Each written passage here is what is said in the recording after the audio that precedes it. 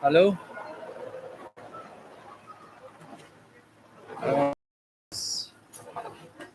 It's a road safety infomercial. Just look in my folder for roads. Well, did I send it? Hold on, let me see. Hold on. Road safety infomercial, which is by Agent Sasko and Tessan Chin. Just a moment. Just a moment. Let me send it to you. No, you're not gonna see it yet. Hold on a second. Um, this music. It's road. R.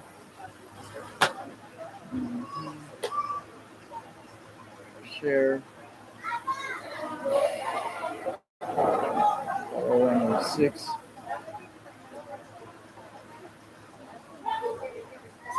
Hopefully the link is not as slow as it was yesterday. Let me know if you got it on WhatsApp.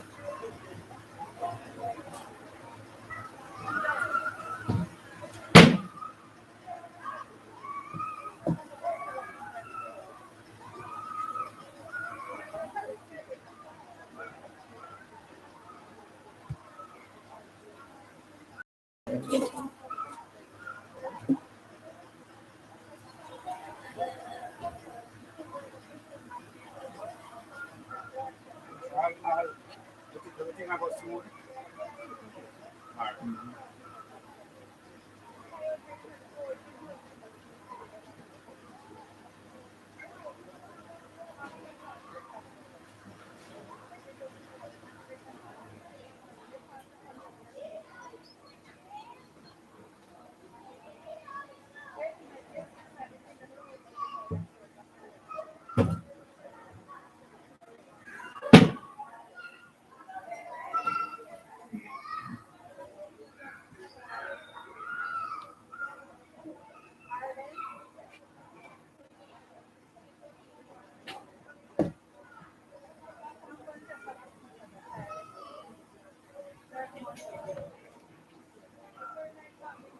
Standing by studio. Remember to take off the delay.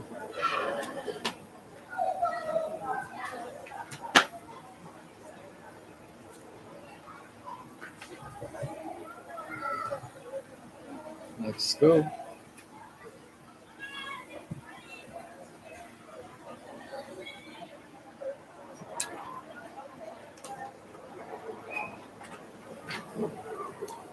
Two roads diverged in a yellow wood, and sorry I could not travel both and be one traveler.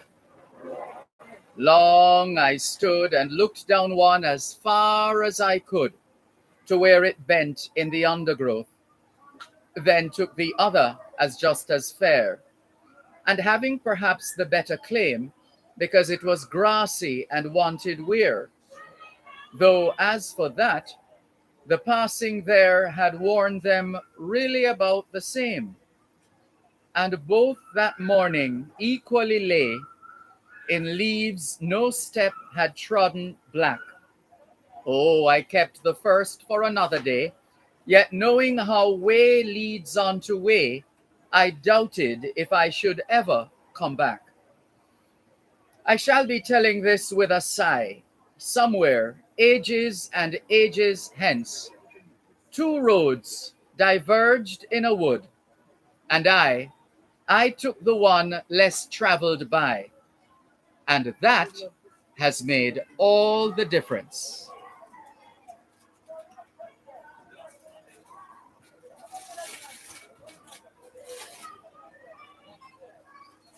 I'm gonna move this so that they can see. You can put it on the this or any front or this. That's fine. I want you to be able to see what's going on this side as well.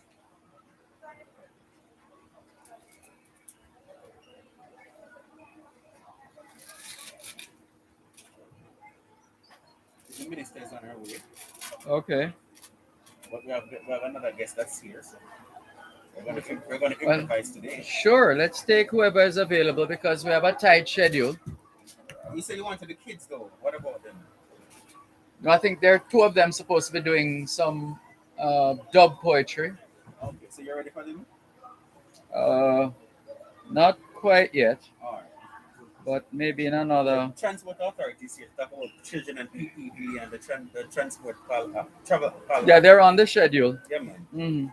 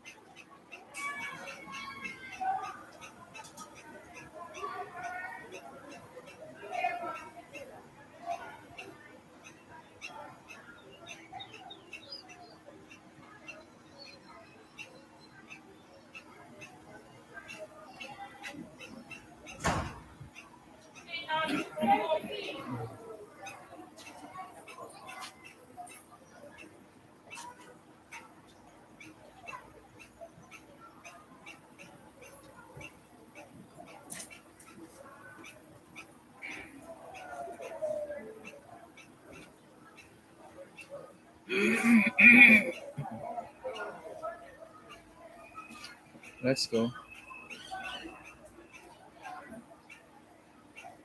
A National Road Safety Council commissioned road safety recording by Agent Sasko and Tessan Chin. Before that, we shared with you The Road Not Taken by Robert Frost. It's the International Decade of Healthy Aging, the International Decade of Ecosystem Restoration, the International Decade of Ocean Science for Sustainable Development, the Decade of Action for Road Safety, and 2022 marks the start of the UN International Decade of Indigenous Languages. It's the 27th day of the 5th month of 2022, the International Year of Sustainable Mountain Development, the International Year of Basic Sciences for Sustainable Development, the International Year of Glass, and the International Year of Artisanal Fisheries and Aquaculture. It's also the 27th day of the first month of the 2022 Atlantic hurricane season. The American Hospital Association and affiliated American health organizations are marking May as Mental Health Awareness Month, Stroke Awareness Month, Arthritis Awareness Month, Better Hearing and Speech Month, Cystic Fibrosis Awareness Month, Global Employee Health and Fitness Month, Healthy Vision Month, Hepatitis Awareness Month, Melanoma Skin Cancer Detection and Prevention Month, Asthma and Allergy Awareness Month, Celiac Disease Awareness Month, High Blood Pressure Education Month, Osteoporosis Awareness and Prevention Month, Physical Fitness and Sports Month, Teen Pregnancy Prevention Month, and Older Americans Month. The month of May is being observed here in Jamaica as National Exporters Month, Child Month, Education Month, and Lupus Awareness Month. The abolition of slavery is being commemorated in Guadeloupe. It's Mother's Day in Bolivia and Reconciliation Week in Australia. Hoy es viernes el 27 de mayo 2022. Les saludamos en cualquier parte del mundo que nos están escuchando en este momento. Estamos muy agradecidos por el don de la vida y el privilegio de servirles en otra edición de su programa, Both Sides of the Story, ambos lados de la historia. Nunca vamos a tomar su audiencia por sentado porque sabemos que ustedes tienen otras opciones. Y esta es la razón por la cual jamás olvidamos darle las gracias por elegir both sides of the story, ambos lados de la historia, de lunes a viernes desde las 2 hasta las 5 de la tarde, aquí en Power 106 FM. La misión continúa para educar, capacitar, iluminar y estimular el espíritu empresarial. Bienvenidos. Come back. C'est vendredi le 27 mai 2022 et nous vous saluons tous qui nous écoutez où que vous soyez dans le monde. Nous sommes reconnaissants du don de la vie ainsi que du privilège d'être votre service pour une nouvelle édition de votre programme Both Sides of the Story, le pour et le contre. Nous ne considérons pas votre fidélité comme l'un de soi parce que nous savons que vous avez l'embarras du choix. C'est pourquoi nous n'oublions jamais de vous remercier de choisir d'écouter Both Sides of the Story, le pour et le contre, du lundi au vendredi de 2h à 5h de l'après-midi sur notre antenne Power 106 FM. Nous continuons notre mission d'éduquer, d'habiliter, d'éclairer et d'encourager l'esprit d'entreprise. Bienvenue. Come back. All we're saying is it's Friday, the 27th of May, 2022, and we greet you well wherever in the world you are listening to us right now. We remain eternally grateful for the gift of life and the privilege to serve you on yet another edition of your program, Both Sides of the Story. We don't ever take your listenership for granted because we know you have choices, and that's why we never ever forget to remember to say thanks for choosing to listen to Both Sides of the Story, Monday to Friday, 2 to 5, right here on Power 106 FM. The mission continues to educate, empower, enlighten, and encourage entrepreneurship. Welcome.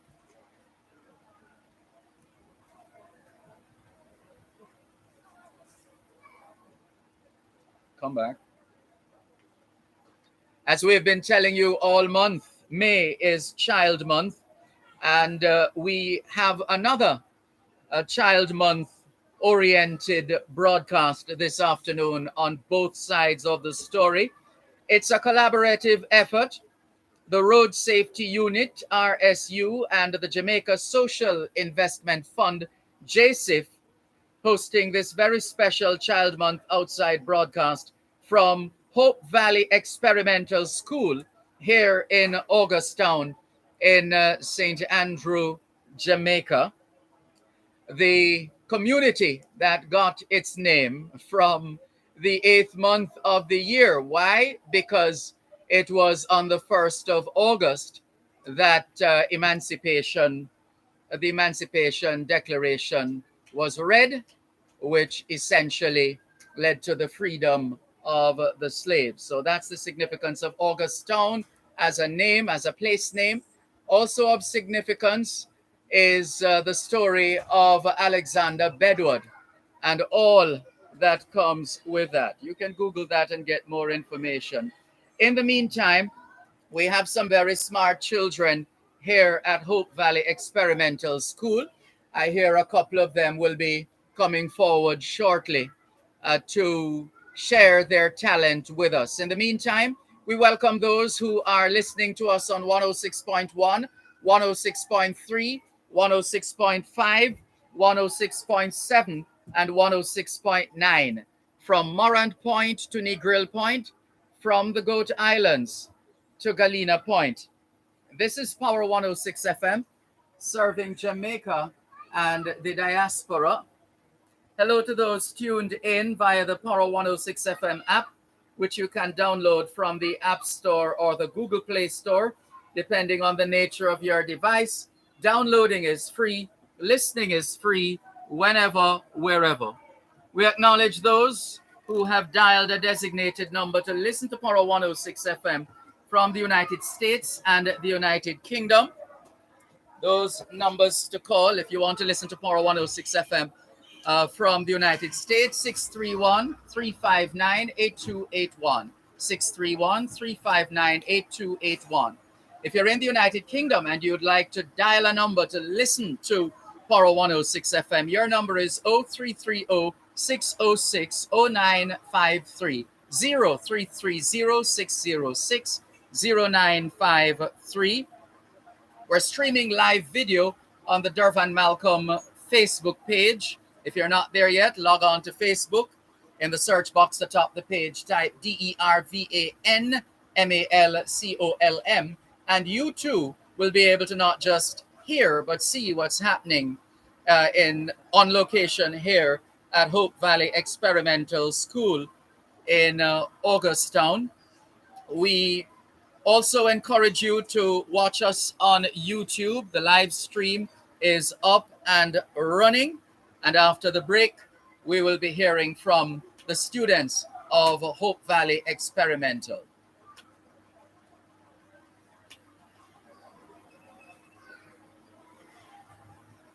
"16 minutes past 2 o'clock in the afternoon here in Augustown, St. Andrew, Jamaica.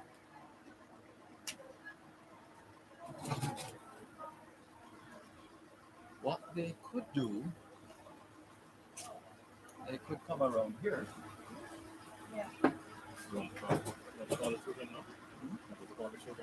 Yes. So. If the minister doesn't get here, we're going to do TA, Transport Authority. Sure. Sure.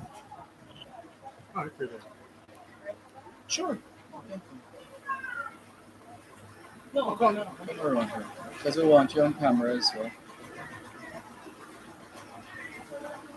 Good evening. Hi. Good afternoon. Afternoon. All right, so this is your mic. We're going to both share this mic. Mic check, 1, 2, 3. Checking if the guest mic is up and running. Studio, 1, 2, 3. 3, 3, 3. Just tap on that window for me, please. I am proud of it. Just checking if the guest mic is up and running. Yes, we're good to go. Thanks. All right, so you can share this mic.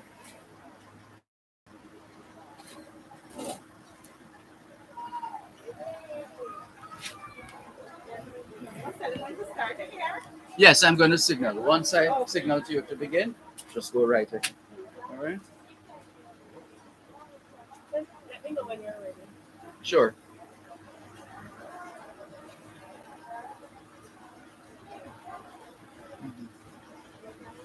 So you will play first. Yeah. You'll start playing. Yes. And then, okay. So they'll know when to come in. Yes. Okay. What are your names? Richana Richana, and Rolana. Richana, and Rilana. Rolana. Okay. Got you. Are you ready? Stand by. Yes. Let's go, studio.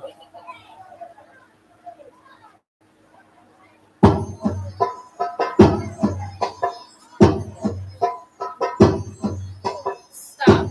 Look and listen.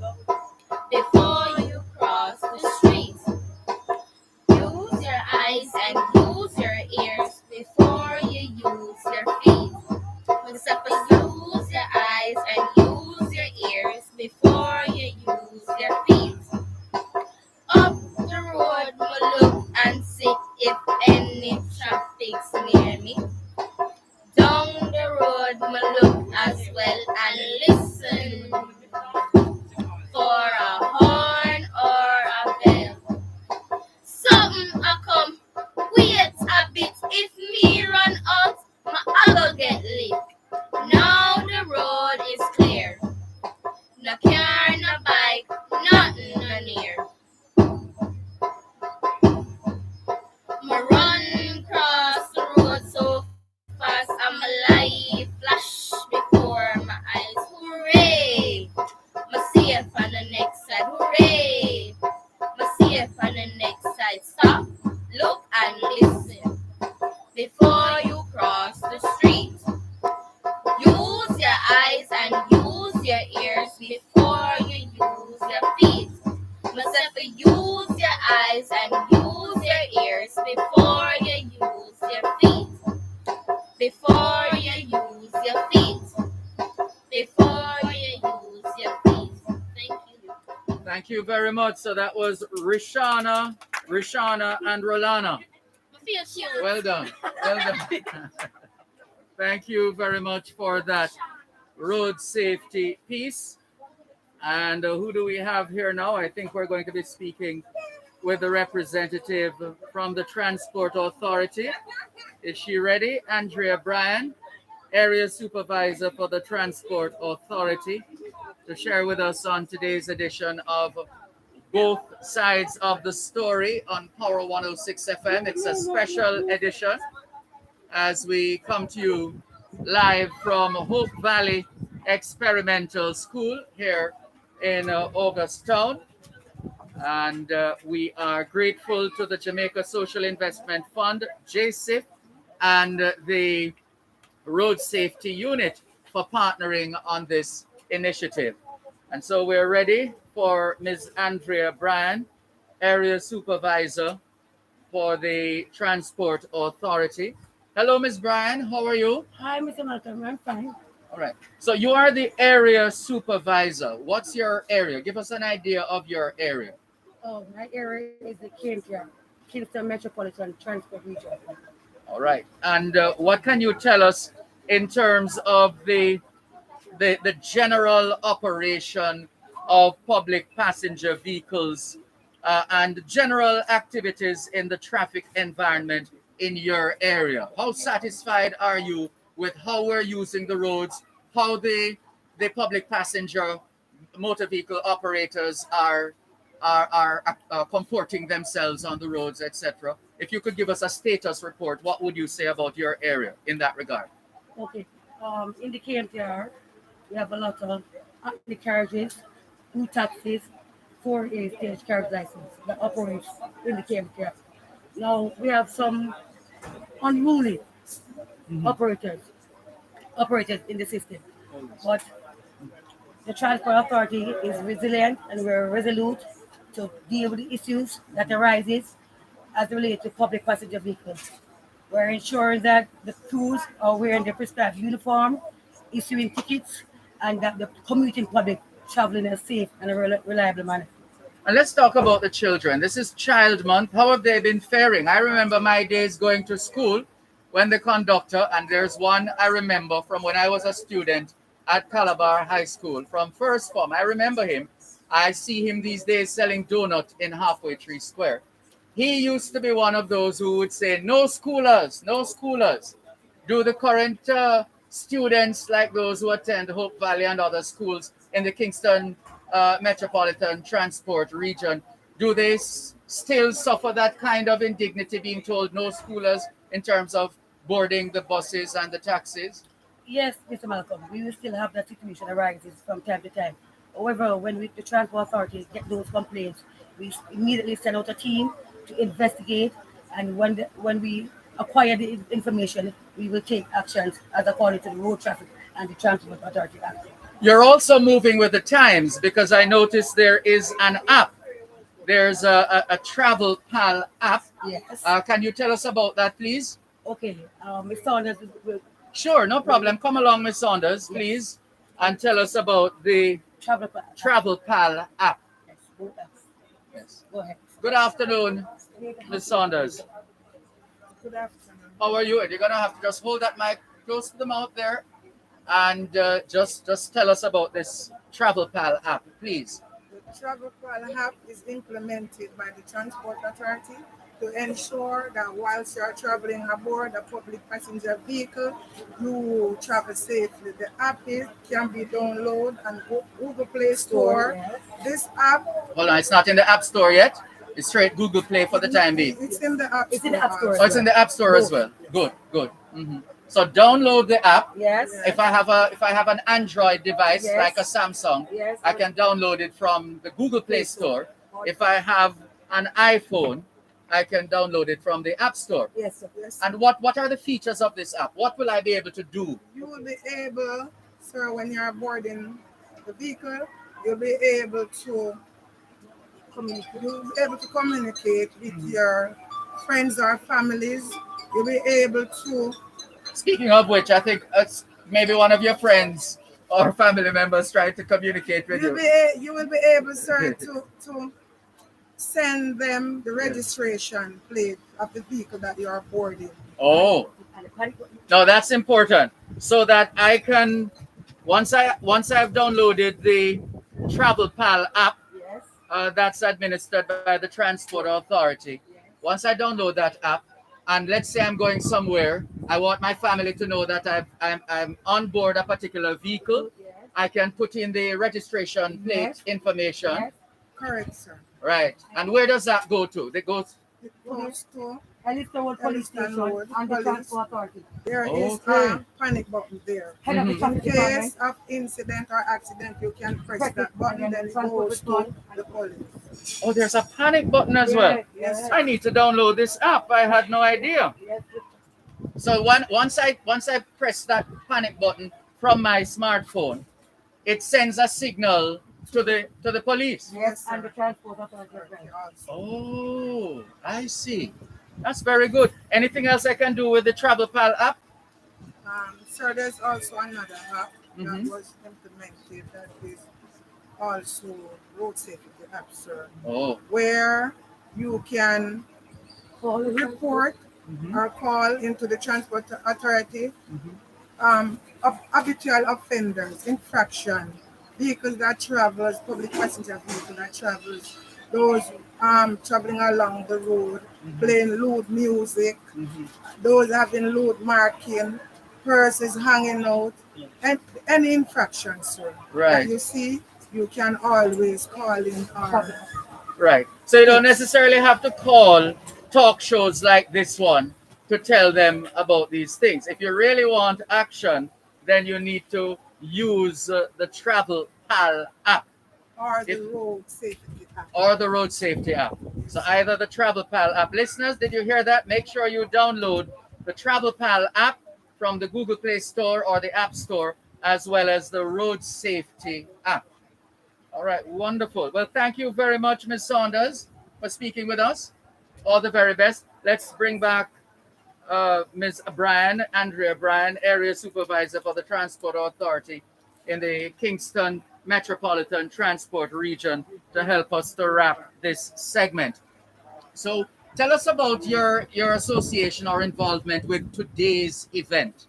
Uh, as members of the team from Transport Authority, the KMTR. So what's the nature of your involvement? Is it that you're just supporting JSAFE and the road safety unit in their work? Yes, Mr. Malcolm. As Mhm. well as letting the public know about the Transport Authority as well. All right, I see. And how have things been going? Because some people run scared. They run scared whenever they hear Transport Authority or they see Transport Authority coming. Usually, it's those who know they're in trouble, right? Exactly so. Yes. Or they're operating out of context. Because you're not going to just go and target any Not at all. Mr. Malcolm. public passenger vehicle operator just like that. There Not at must be a all. reason. Yes, sir. Yes. The Transport Authority Act Mhm. give us the power to stop, check, and inspect public passenger vehicle through the island of Jamaica to ensure for compliance Right. and for any relevant road traffic enactment. Right. And of course, there are certain. Are you still looking out, or maybe things have changed now with some kind of relaxation with COVID in terms of the number of passengers that these public passenger vehicles should be carrying, considering that we're still in a pandemic? Certainly, each road license they have a seating capacity as to the amount of passengers they are supposed to carry. So since the COVID, we would have relaxed for a while, but since the number is going up now, we are out there enforcing with our teams at location and static duty at points, ensuring that we have prescribed amount of persons are being taken in those public passenger vehicles.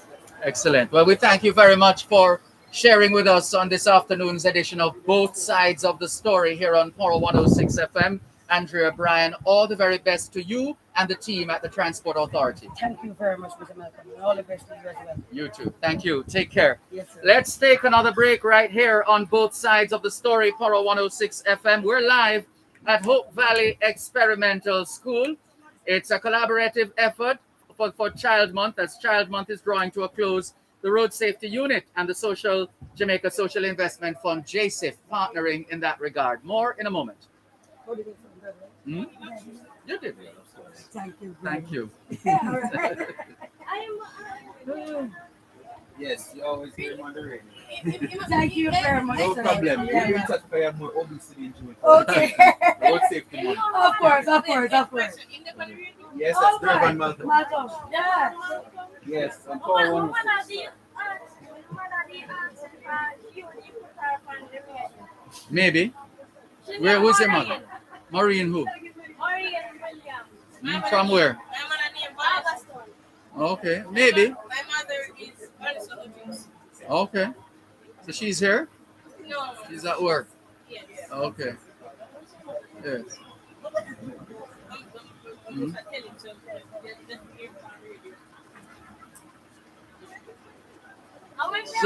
So you attend Hope Valley? What, you too? Yeah. A different uniform. What are you? You're in grade 6? No, I'm actually grade 5. I'm grade 6. Okay. Who's next? Sorry. We're going to do the principal next because I Okay. don't want to take a phone call. Hmm? You want to take a phone call or you want No, man, I don't need it. The subject of today's broadcast is right here. So we'll do everything from here. Which, I mean, if it's a guest, you mean when you say phone call? Yeah. Yeah, man. Yeah.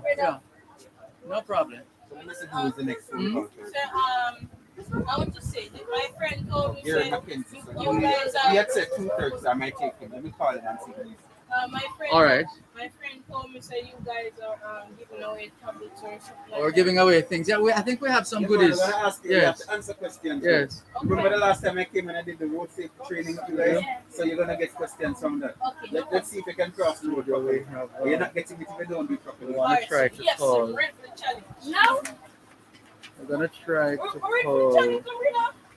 ACP Gary McKenzie, Assistant Commissioner of Police Gary McKenzie. We're ready for the challenge. Let me give you that number: 876-803-4609. 876-803-4609. Let me know when you get if and when. I don't know if you have a number for Mr. Holness. You can let me know when you have the guest online. Other than that, you I'm could call Mrs. Fletcher from National Road Safety Council and see if she would like to move up. Because I'm not getting ACP McKenzie. no, busy persons. All right. So If I would take studio. the principal until, but I'm gonna call. Sure, if the principal is available now, let's just go so we don't waste too much time. You ready for him? Yes, man. Our principal, In the meantime, Mr. studio, Grant, also next. Paula Fletcher. See if you can get her to put her on standby as well, please. Paula Fletcher. It's one person per We're second. ready for you, man. So Paula So we'll do Fletcher's Paula. number is I'm- 876 I have to speak in the mouth. 871-4805. My voice is gone, you know. 871-4805. I'm We're not gonna a do an stand up. interview on So this. it's about me leave it. You want to sit? No problem. I prefer to sit, sir, because this Let's is go, not- studio. You're taking me out of my comfort zone. Thank you so much for staying with us here on your program, Both Sides of the Story, Poro 106 FM, still streaming live on the Gleaners website, go-jamaica.com, live on your smart devices all over the world. We're coming to you live from Hope Valley Experimental School here in August Town. It's a Child Month event with the backing of the Road Safety Unit and the Jamaica Social Investment Fund, JSIF. And joining us now is the principal of Hope Valley Experimental, Mr. Anthony Grant. Hello, Mr. Grant. Good afternoon to you. How are you? Good afternoon, Dervan. I am very well, thank you. And might I welcome you to the grounds of Hope Valley Experimental School. Those of us who are physically with us on the ground and those of us who are listening in Radio Land, welcome to Hope Valley Experimental School. Extremely happy to have you, sir. It's good to be here. My goodness, I came in and I saw a sea of children earlier on. You have a massive population here at Hope Valley Experimental, or am I exaggerating? It might be a little exaggerated. Our numbers are not very big. We have approximately 800 students. Oh, come on, But, Mr. Principal. 800 is a lot. but today was an activity packed day because it Yes. really was a culmination of our activities here For Child celebration Month? of Child Month. Okay. So we have a number of companies who came in and gave the students treats, and so it was that kind of a thing. So we deviated from the regular teaching and learning just to indulge our students into a day of activity and to show how much we appreciate them. Very good. And what can you tell us about the the the nature and extent of the program of studies here? I hate to put it that way; it sounds like university, but the program of studies for the students. What I get the impression that Hope Valley Experimental is no ordinary institution. Well, we definitely are no ordinary institution. We are unique in nature. I think we are the only one, to my knowledge, that integrates those who are physically challenged with able-bodied students. So we practice that kind of inclusion. Excellent. At Hope Valley Experimental. How And has that been working? Because you've been doing it for years. we were founded actually in 1972. So this year we Before are I actually was born. celebrating 50 years of existence. So you are here during our 50th anniversary celebrations this year. So it Well, has happy really worked. 50th anniversary. Well, thank you very much. As I said, what I do is still keep the word experimental, but we have opted to keep it because that is what keeps the knowledge and the curiosity growing and tell of how we originated as an experiment. Yes. So that's why it still is called experimental. And the program has really worked well over the years. It is a matter of when you see students who are physically challenged and the able-bodied one in the same setting, and we practice an inclusion, then you understand when children from as early as 3 years old, when they start here, that they have developed ethics of care. So they no longer can ridicule or laugh at or wonder why this person is different from me, because from very early they learn to coexist and to care for those who are differently able from very early. So ethics of care, that kind of exposure to our students from early really makes a difference. Yes. And you ask about the curricula that we offer here. We really offer 3 different curricula. We do the national standard curriculum, which is a regular primary curriculum. We also have an early childhood institution, so we have the early childhood curriculum that we do, and we also have a special education unit, which we have to adopt and to tailor made to suit the kind of students that we have here in the unit. So it is an institution that really does 3 different curricula in one sense. And what about are the children subjected to the usual exams and tests as well? They are not excluded from absolutely nothing that the Ministry of Education and Youth offers in any other school I am. So every student has to do whatever the ministry mandates children at that age level to do. So we are involved, whether you are physically challenged or not. Right. Yes, we definitely have to do all the internal, all the external exams from the ministry. They are exposed to just about everything. Excellent. And I would imagine you have had to retrofit or otherwise enhance or make amendments, and maybe you would have done that for some time now, to the infrastructure to make it as friendly as possible to the special needs of the children. Yes, from the very beginning, from we were founded in 1972, the physical plan was actually made to facilitate those with special needs. Right. So all our rooms, all our buildings are actually bungalows. We have no upstairs, no story buildings at all. And we are probably, again, that what makes us different is that we do not use physical partitions in the schools. So and that is to enable easy access and exit for even children with wheelchair. And in the event of any kind of adversity, they can exit and enter quite easily. Right. So our partitions are not fixed partitions.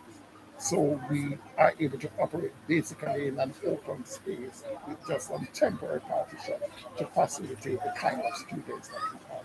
What determines how long students stay at Hope Valley Experimental? Just the usual It's a programs. usual program that the ministry offers. As I said. So we start at 3 and then do natural progression based on age.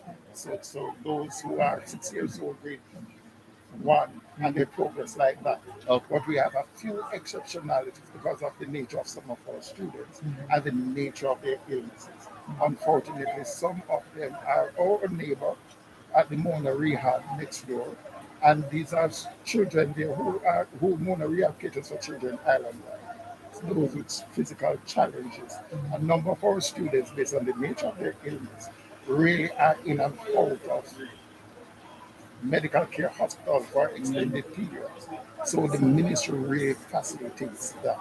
So you will find out that a student who is really scheduled like to do the grade 6 spell will have a deferral until up to age 13 because of the fact that she was ill and was out of school.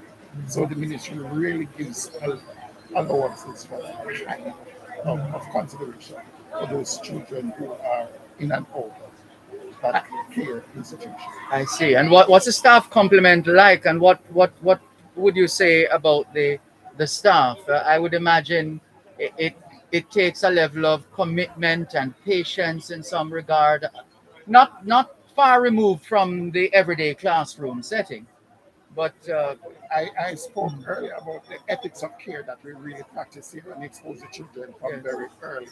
But our teachers are no different. I suppose those of us who, by whatever reason, end up even being teachers here at Hope Valley, do practice, and from my observation, a different level of care based on the nature of our school and the interest and the culture, that we go much more above and beyond to enable students to adapt and to be well when they are in the physical space. So I give kudos to every single 70 or 80 odd members of staff. I think my academic complement is 37, and we are staffed a little differently. So we have assistant teachers, we have regular teachers, we have assistant teachers, we have caregivers, we have shadows too that work directly with individual students who are not able to maneuver well in the classroom, whether through writing or through reading. So they have a person who sits directly with them. So it makes our staff complement a little different. And in the special education unit as well, it depends on the nature of the student for any particular year, because the ratio is really different. Because classes are not low, it can be as low as 1 teacher to 4 students in the special education class. So every year it is staffed accordingly to the nature of the students that we have. and this is one of your staff This members is here. my vice principal, Yeah. Miss Cassandra Royce. Oh, well, let's have a quick Acting principal. a word with her in the meantime. You can stay where you are. Hello, Madam Acting Principal. How are you? I'm well, thank you. Good afternoon. It's good to see you. Good to talk with you. So, how do you manage the load, the workload here at Hope Valley? Well, we have a good complement of staff, and the support is really rich. Some persons are assigned their different tasks, and they do carry them out. So we do pretty well with the departments that we have. Yes, and the schedule in terms of classes and so on. It's pretty much in keeping with a national standard, correct? Yes, it is. We schedule just as any other school of this nature, any other primary school. Yes. And what can you tell us of the overall performance over the years of Hope Valley experimental students? Our students do pretty well in the national exams. In fact, we have had students with special needs go as far as university level. So, as nothing stops our students really. Yes, we do well. That's very good. And what about support from corporate Jamaica? I get the impression from time to time, corporate Jamaica finds time and resources to support the efforts here at Hope Valley? Yes, we do. We have support from the community, especially the University of the West Indies. So you will find that there are a number of programs going on that students will come in and also staff. So we do get good support, and Yes. not just the university, but other organizations and our past students. They really do follow up and they try to support as much as possible. That's very good. So for past students of Hope Valley Experimental listening to us, how can they connect? How can they make their contribution if they are so moved to the work here at Hope Valley? We do have a Facebook page, and in fact, we have been really seeking those students that we have not been in touch with, and some of them have come out. So yes, we do have Facebook page, and we are also seeking to explore other areas of the social media that they can utilize. And also, we can be reached. We have a telephone number that past students can call us. 927-2472. It's 927-2473. Okay, great. We're going to leave it here for now, but thank you both very much. Well done. We like the upkeep of the institution from what we have seen. You continue. We like the energy of the students, so it means they're very comfortable and at home and enjoying themselves here. Thank you very much, Dervan. And it would be remiss of us if we were not to acknowledge one of our road safety ambassadors, Agent Sasko, who is actually a past student of ours. Very proud of Agent Sasko. In fact, the theme song we're playing this afternoon is Agent Sasko and Tessa and Chin. Tessa and Chin. That's why I particularly want to mention Agent Sasko as Excellent. one of our outstanding past students. But thank you so kindly for having It's been a me pleasure. here, and it's a pleasure to speak with you. Indeed. Hope springs eternal in the human breast.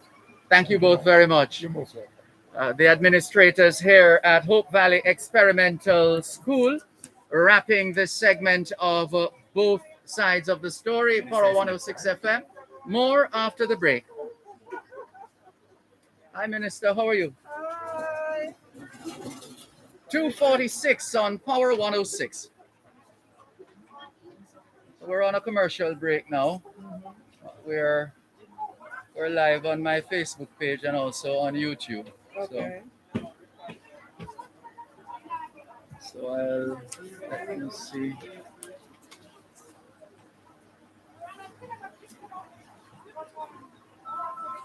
So it's sorry.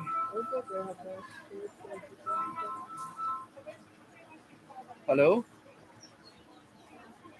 Afternoon.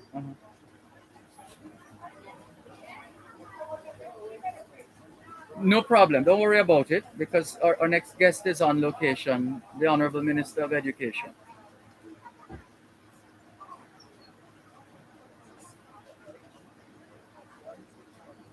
That's fine. No problem. Thanks.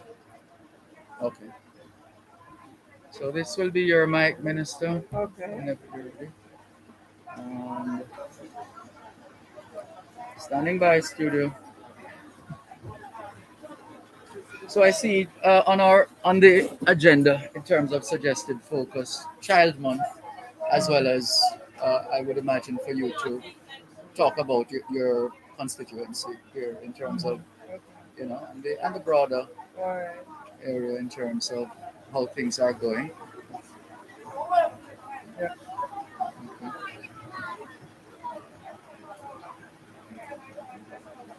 I think it's already on. See, a green light? Yes.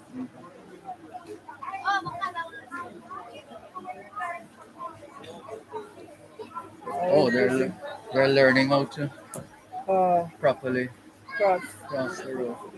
Oh, they have to raise their hands so Yes. that people can see them. Absolutely. Some of them are so tiny. Oh, okay. All right, I stand didn't by. realize that. Stand by. Just a moment, please. We're going on now. Let's go, studio. Thank you so much for staying with us here on your program, Both Sides of the Story, Power 106 FM. I'm Dervan Malcolm. We're live at Hope Valley Experimental School here in Augustown. It's a collaborative effort and it has the full support of the Road Safety Unit, the Jamaica Social Investment Fund, and needless to say, the Member of Parliament and Minister of Education and Youth, the Honorable Favour. You know what I almost did? I had a coworker, Faval Maglashan. Oh, I yeah? almost did that, but I held it back. It's the Honorable Faval Williams. Good afternoon to you. How are you? Good afternoon. Doing well. I am delighted to be here this afternoon at Hope Valley Experimental. As you know, this is a school that caters to both able and disabled bodied children. It's an inclusive school, meaning if you come here to Hope Valley Experimental on any day, you will see in a classroom both types of students, students with disability and students without. They don't separate them in terms of putting them in a different class together. They're with other children, and it's a pleasure to see them at devotion, and them helping those who are in wheelchair and so forth. The children do better than the adults when it comes to accepting children with disability. Yes. And that makes this community a very special community, doesn't it? I mean, how many other places in Jamaica can you find an institution like this? Well, you have to go back to the name, Hope Valley Experimental. That was what it was set up to do, to begin the process of including our children who happen to have, some disability into the mainstream of society, beginning with the school, right? And that's exactly what this has been doing for over 50 years. Yes, indeed. And what can you tell us in terms of this month of May? What kind of month has it been for our children this year, from where you sit as Minister of Education and Youth? It's a month that has been so far filled with activities aimed at our children, bringing awareness to them in a lot of different facets, but primarily as it relates to helping the adults in their lives to understand that abusing them is not the norm, and that there are other ways other than physical punishment, kicking, slapping, shouting, that you can use to discipline your child. You should know that the CPFSA, Child Family Protection Agency, falls within the Ministry of Education and Youth. And so we are very much keyed into what's happening to many of our children across Jamaica. Every year, annually, we receive over 12,000 calls of cases of abuse Wow. of children in Jamaica. And I just learned that that number is counting the discrete child. Within that, there are children who would have had one, more than one situation that they would have reported. So if you do that by case, The number would be goes higher. to about 25,000 thereabout. Yes. So we need a lot more education out there. And it's going to take some doing, Minister, because up to yesterday we had a caller on the program and he was insisting on not sparing the rod and spoil the child. And Well, I would it's ask that caller, has it worked? Has it worked? well, in our you know, the society? general response is, well, I used to get beat. I used But to you get don't beating, and know yes, how different you would have been on the good side. yes, You know what I yes, mean? You're yes. assuming Mhm, that this is exactly how you would be, right? mhm, And I hear that quote from people, from persons as well.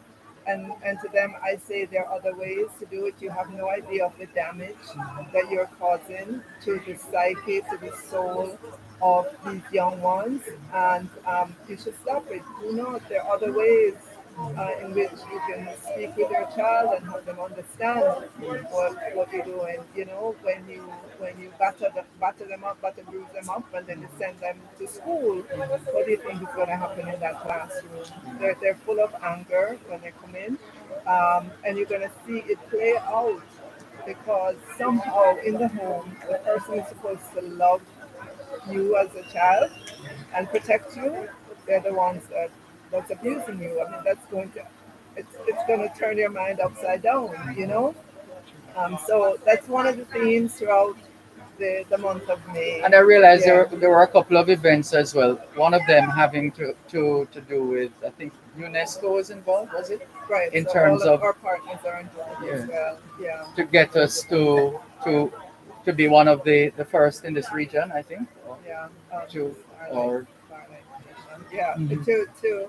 um, to prevent violence against children. You know, to take action Yeah. to reduce violence, to eliminate it, to prevent it against our children. Speaking of violence, we uh, know of the issues over the years in Augustown in terms of safety and security. We know there's a ZOSO in place right now. How have things been uh, in recent times? The Zozo has been here for some time now, and it has been welcomed by law-abiding citizens. And we're seeing the fruits of that, even though, you know, from time to time we do have, you know, some situations, some violence, killing. But if you look at the data year on year, we can say that we've seen a dramatic reduction in the number of murders and shootings that have happened. We're not, you know, we're not there yet. We can't declare victory yet because ever so often I get reports of shooting, meaning gunshots in the night. So you know that there are still young men in the area who are walking around who are in possession of illegal guns because there's no way that they could get a licensed gun. So it must be a legal gun that they have. And it drives fear into communities when you're walking at night and you just hear the barrage of gunshots, Yes. you know, And the and poor children, that in and yes, of itself is exactly, traumatizing. Mhm. right. You know, a child is not growing up normal in that environment. Um, it's impossible, right? They're going to think that this is how things are everywhere in Jamaica or in the world, but that's not how it is. It just happens in that environment. So, and like I said, the citizens, law-abiding citizens, welcome it. They've been working with the joint security forces there. Now we're seeing the build phase of the Zozo, meaning you're Right, I was seeing, going to that right, next. yeah, Where are they right now? right. Yes. So you, with road repair, Mhm. that's happening in several communities, and repair of sidewalks, repair of the main roads. We have seen at least two different times entrepreneurship programs that have come in to help people who already are in business and want to expand. And the reception has been overwhelming. And just recently, when J6 did the second round of it, I was pleasantly surprised to hear that from the first round that they did like a year before, except one person, they're all still in the business. Engaged. And yes, Nice. it's great. And that person was because they exited to do something else. But that that was brilliant to hear because normally, you know, people go on and within 6 months they're kind of at the same situation again with a bag of stories about what happened and why Yeah. they didn't succeed. So I'm happy in terms of the results so far. There's still more to come. We're looking forward to the pull down of the zinc fences and rebuilding with concrete fence and so on. We're hoping Augustine can one day graduate out of the Zozo and begin to live on its own as a community in peace with each other and having learned how to resolve conflict. Yes. There is a justice center in Augustine that Oh, they're yes, I teaching passed it on people, my way. yeah, Yeah. Mhm. teaching teaching people how to, talk through Reason. situations, how to reason, how to accept responsibility for a wrong that they might have done against somebody else, and just looking each other in the eye, um, talking it through, apologizing where it needs to be, making a commitment, and you know, people live peacefully in more communities than Not you know, true. because every day we're bombarded with news of crime and violence. You know, we forget that there are people who are living peacefully with each other and resolving conflicts when they come up. Absolutely. Long may those efforts Yeah, continue. yeah. Minister, I see a lot of photo opportunities behind you with all these children. I'm sure you wouldn't mind being in the midst of the children here at Hope Valley. So I'm going to let you go for the time being. All right, so you'll call me back, is that it? Because road safety is an important program. Absolutely. And I'm happy here at Hope Valley Experimental. A lot of our children walk to school, and so they need to know how to use the roads properly to remain on the sidewalk. Yes. I see them holding up their hands, and I didn't know that they're supposed to do that to indicate that they're on the street. But it's good when you teach them at this young, tender age, it stays with them into adulthood. True. We want to see a sea change in behaviors on the street. Oh boy, we need to. Yeah. We need to. So I'll just let you go for that moment, All right. and you feel free to come back, and then we give you an opportunity to say some more on how much more conscientious and caring we need to be in terms of traversing our road network, walking, driving, riding, whatever we're doing, and always looking out for the children and the other vulnerable people. Yeah, Thank you so much. no problem. Thank you to Minister. The Honorable Fable Williams, Minister of Education and Youth, and the Member of Parliament for Eastern St. Andrew. We'll be back in just a moment. Thank you, Minister. You're Thank you very welcome. much, Minister. 301 on Power Let me 106. call that letter here. Okay, so she's calling. Alright, so let me tell- She's ready.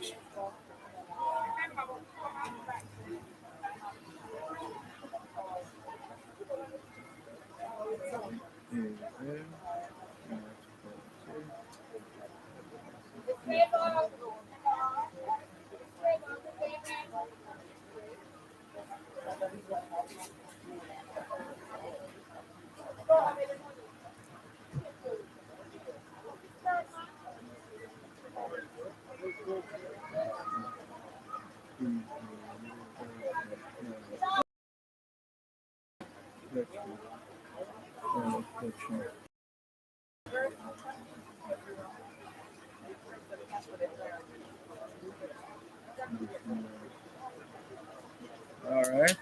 Getting some good shots. I am fighting with the other person. I'm getting thankfully. So we're doing business only. So far, so good. Everything going according to plan in relative terms. Question.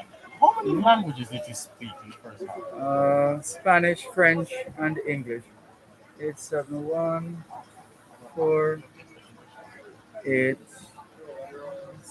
That's it, Mrs. Fletcher? Yes, Okay. I'm giving the studio the number. Hi again, Adrian. I just sent you the contact for the next segment coming up after this break.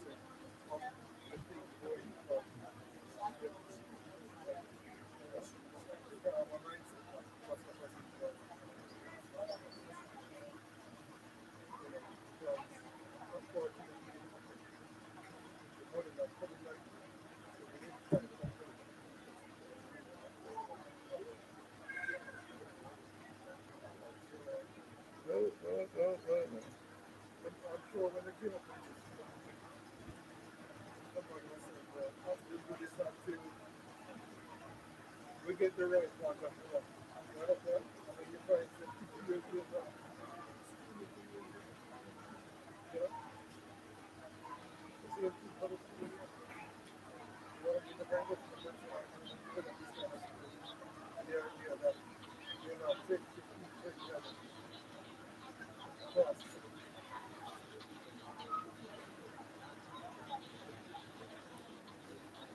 All right, studio. I trust you have Miss Fletcher. Standing by. Hold on a second.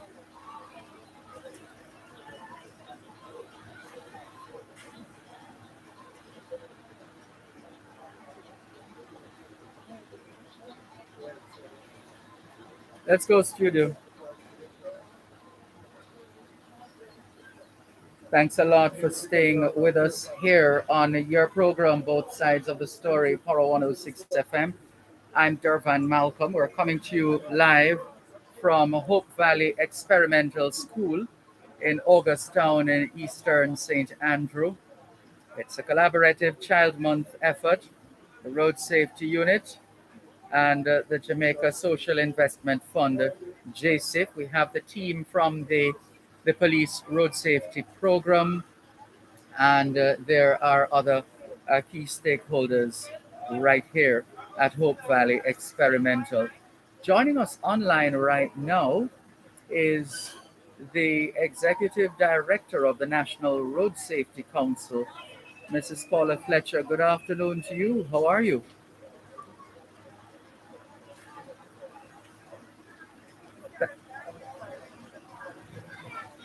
I am doing well, thanks. Thank you very much for joining us. I've been looking at the students here of Hope Valley Experimental School as they're taken through their paces in terms of uh, how they should approach the pedestrian crossings and generally to get the attention of motorists, holding their hands up, etc. Let's talk pedestrian safety for a moment, Mrs. Fletcher. Looking at the numbers, and just generally speaking, how are we doing in that regard on both ends, both from the standpoint of individuals, pedestrians uh, taking responsibility and acting responsibly, and the other road users who come in, in that same space with the pedestrians? Yes.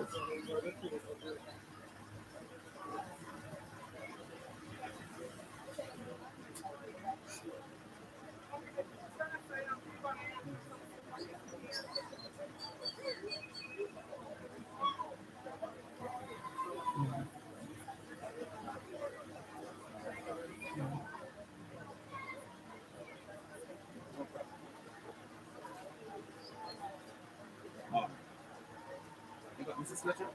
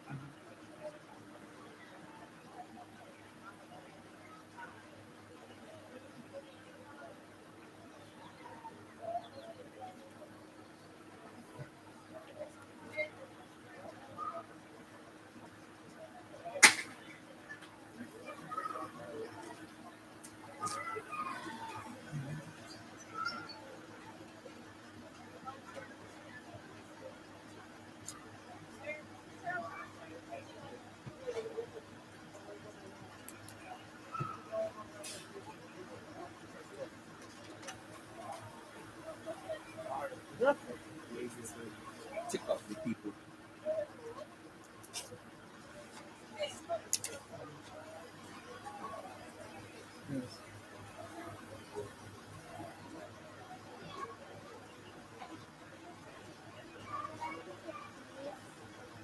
Yes.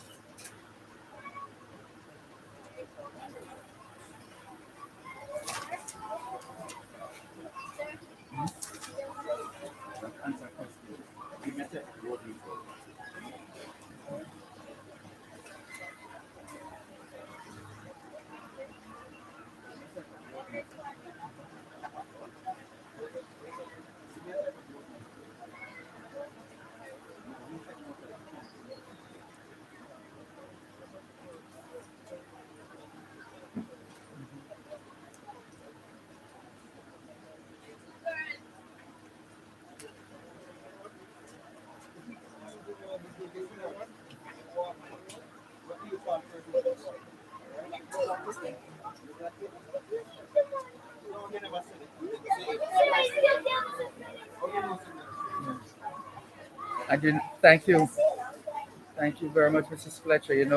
I always have to get updates from you on that new Road Traffic Act in terms of the regulations still being worked on.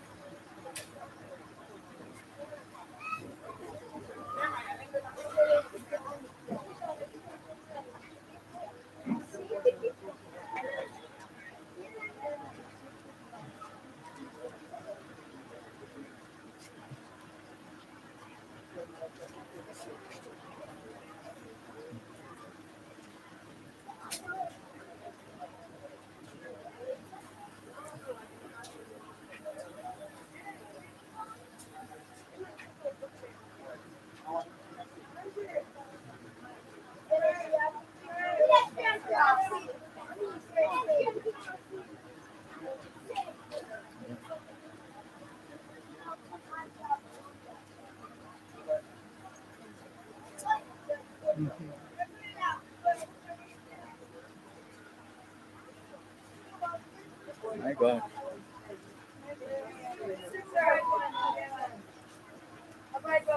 Mr. Sweeney is next, right?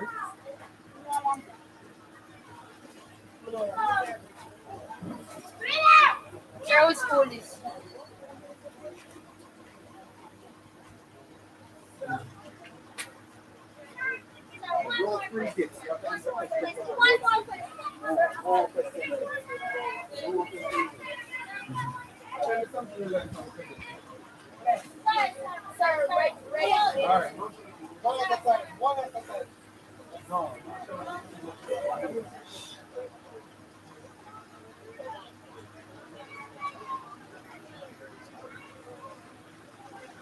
Yes.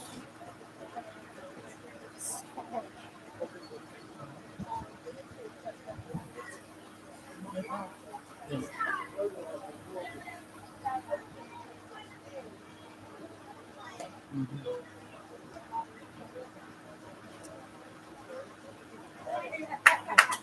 Answer the question.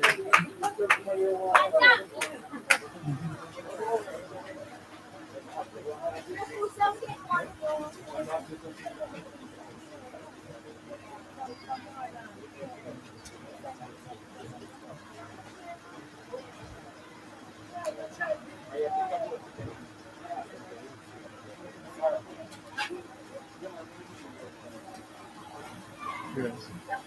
You know what is this? You go to the beach or the river.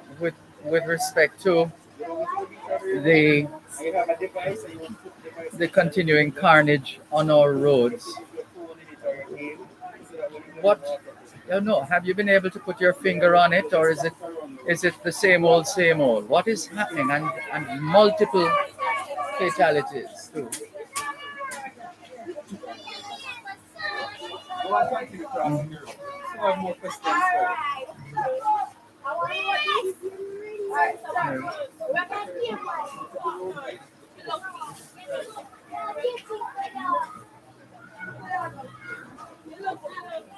I have no doubt it is. I've seen it so many times on the road.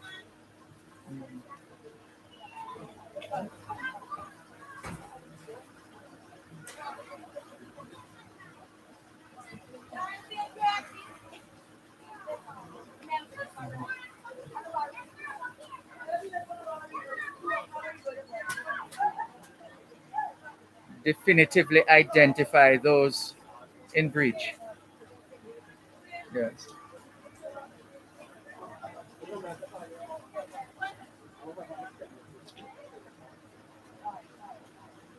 Yes.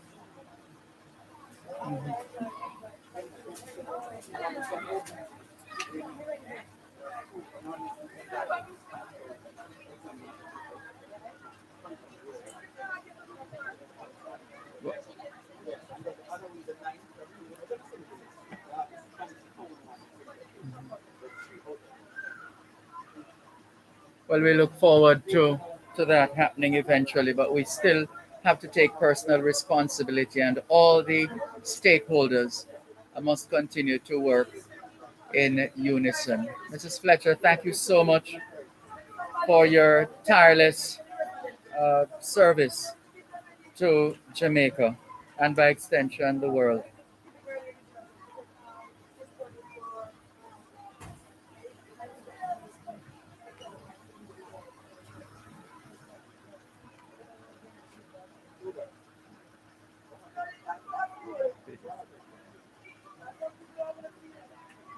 We look forward to that. Thanks a lot. All the best. You too. Mrs. Paula Fletcher, the Executive Director of the National Road Safety Council. After the break, we'll be speaking with the Managing Director of JSIF, Mr. Omar Sweeney.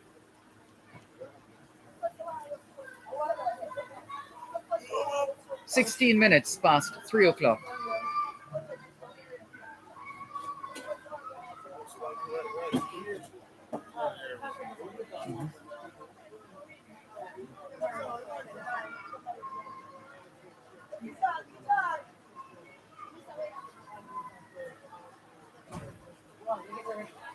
All right, Mr. Marco. All right, take care.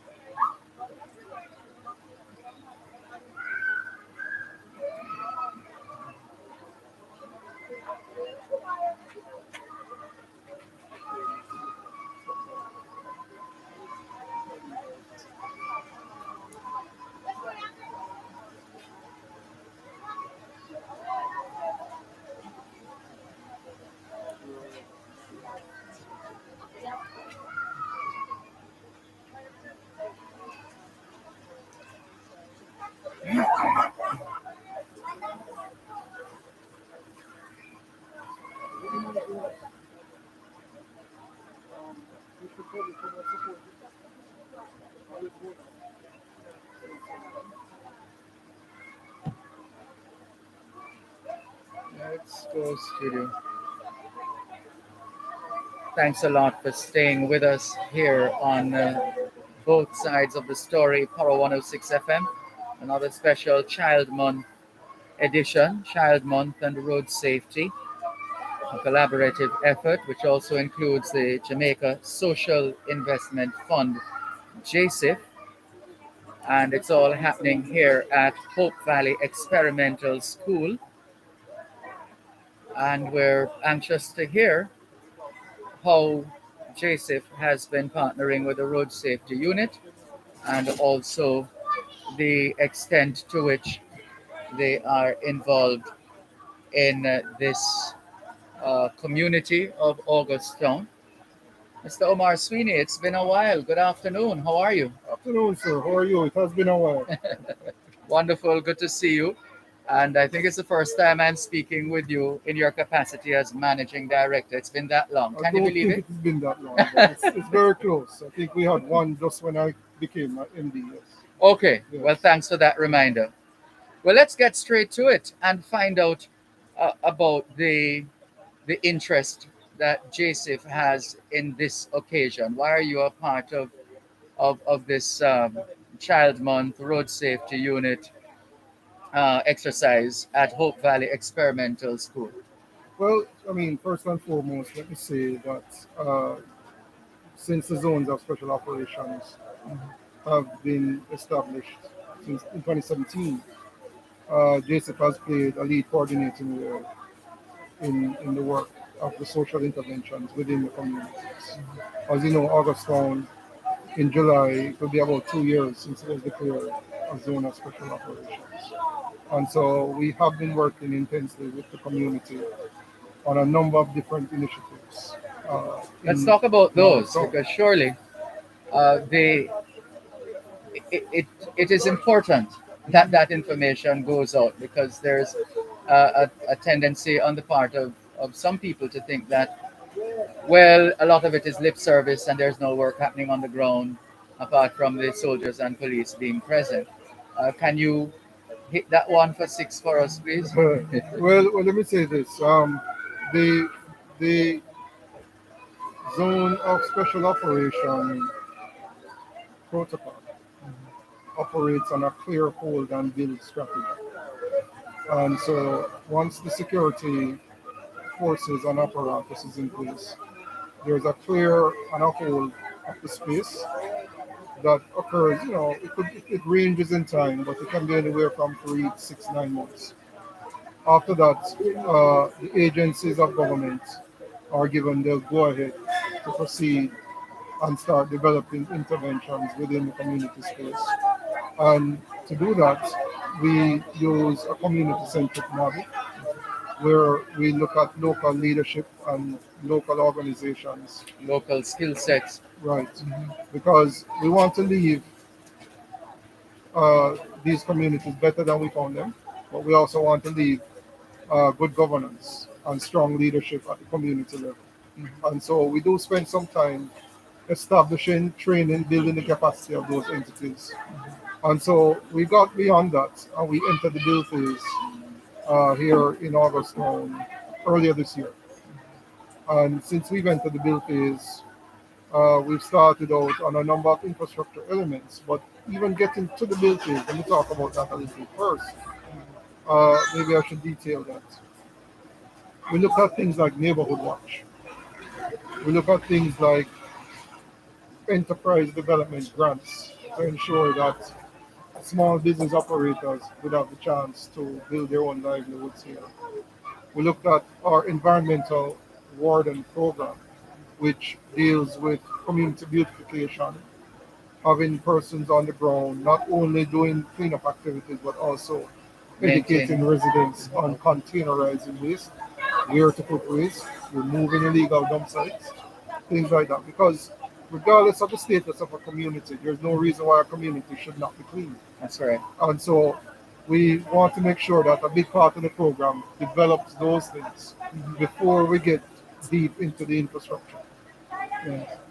Under the infrastructure program, we're looking at uh, roads, water supply, improved drainage, improvement of the school infrastructure, improvement of pedestrian safe passages, we call it pedestrian infrastructure, vendors who sell along the way, things like that. And even when you speak about infrastructure, of course, there's decayed infrastructure, but it's also more about rule of law and ensuring that all residents will have access to legal electricity, legal water supply, right, and all government public services that normal persons would have. These are the things that make communities healthy and make residents who live there want to maintain and have a lifestyle in that community that they value and trust. And so that has been the work that we've been embarking on. And it is a lot. And one would think that you have an unending supply of resources based on the magnitude and the breadth and depth of the work. How, how, how have you been able to successfully procure the resources necessary to meet the demands, and they are many, those demands. Yes, there are many. And the first and foremost, what happens is that the Honorable Prime Minister that chairs the committee for the Social Intervention Committee, one of the mandates and the charges that's given to the committee is that the agencies across governments have to apportion a part of their budget to support, as the title would say, the special operation, That makes sense. right? And so your Heart Trust NTA, your PATH, your NSWMA, your NWA, your Public Health Department, they come to the table with a portion of their resources, a portion, to put a special focus here. JSIF, of course, as well, would designate the requisite resources. So we're able to use, I would say, liquidity that is in the system already and just target towards a special focus area. So that's a big part of how the resources are marshaled. Not necessarily new money, but trying to leverage money that's actually there in the system to create a good result. But there is some international support as well. Well, right now, under the zone of special operations, while it is that the government of Jamaica provides the majority of the resources, through budgetary support, the European Union has also, through grant resources, lended their support to the program. Now, with all the demands that are out there in terms of for resources, how do you determine, how do you ensure that you're not spreading yourself too thin, considering all that needs to be done with the limited resources that are available? What determines your priority or priority? It's a very good question. And the Planning Institute of Jamaica, for instance, has always, they're a national planning agency. The National Development Plan Vision 2030 is hosted there. And they also keep a registry of the 100 most volatile and vulnerable communities in Jamaica. And so there is a science to this. And these communities, I mean, we're not trying to Tarnish or otherwise? access the 100 communities Okay. at one time. Okay. We do know we have a work plan. Mhm. And so you look at the top 20, and then you look at particular indicators. And those indicators are normally referenced against resources that are available in the system. So maybe you have a community that is vulnerable and volatile, but they don't have strong school infrastructure. So you wouldn't go there first. Right? You'd have to wait until schools are built and children are assigned in proper schools. But if you have a community like Augustown that has an Augustown primary, a Hope Valley experimental, you're in the proximity of Dewey and the many schools that occur across in Tapin High and other schools, then you have a reasonable chance of success if you're able to come in and bridge some gaps with resources. So through that sort of science and technology, we're able to determine really where we are going and apply the resources without spreading ourselves too thin. And finally,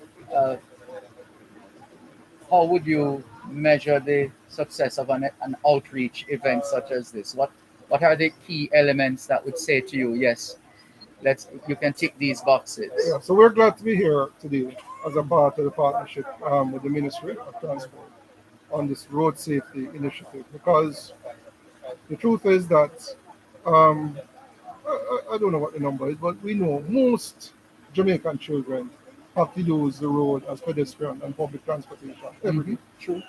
And so the learning environment is not just the classroom. And it is through outreaches like this where we can bring these young persons who will one day become adults and teach them the proper way to use the road. So it is a part of our interventions in a healthy community life. Yeah? But I mean, being here today and seeing the children being so exposed to, members of the police force, members of the ministry, the traffic authority, the transport authority, JSF, it gives them additional exposure to what the real world is like. So it is a natural synergy for us to be here supporting this type of event. And of course, it's not a plug or anything, but I know Power 106 is also very good transmitting this information to the public. We try. How do we go on after that? I think it's a good time to wrap. Great, great. Thank you very much, Mr. Sweeney. Always a pleasure to talk with you. All right, great. Thank you for the opportunity. All right, take care. That's Mr. Omar Sweeney. He's the managing director of the Jamaica Social Investment Fund, JSIF, one of the partners, key partners on board for this Child Month Road Safety broadcast from Hope Valley Experimental School in Augustown. There's more after the break. Thank you, sir. Thank you. Very good. Anytime. Very good. Thanks. Thanks.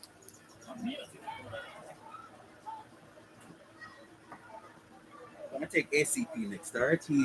He's ready now? Yeah, man, I gave him the heads up. All right, so let me tell Here, Studio to Mackenzie. call him. Okay, thanks.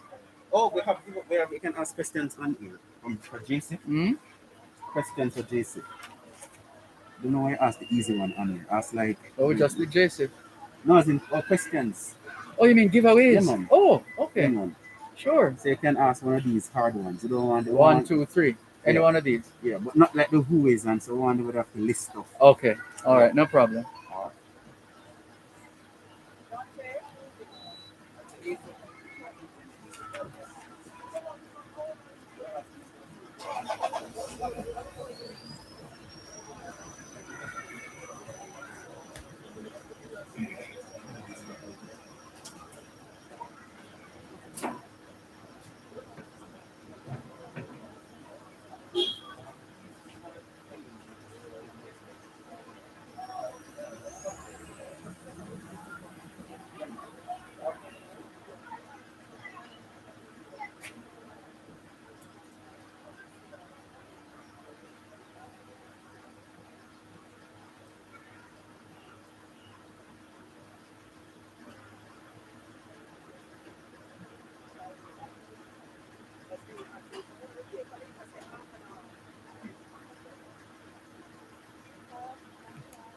Just sent you a message, Adrian.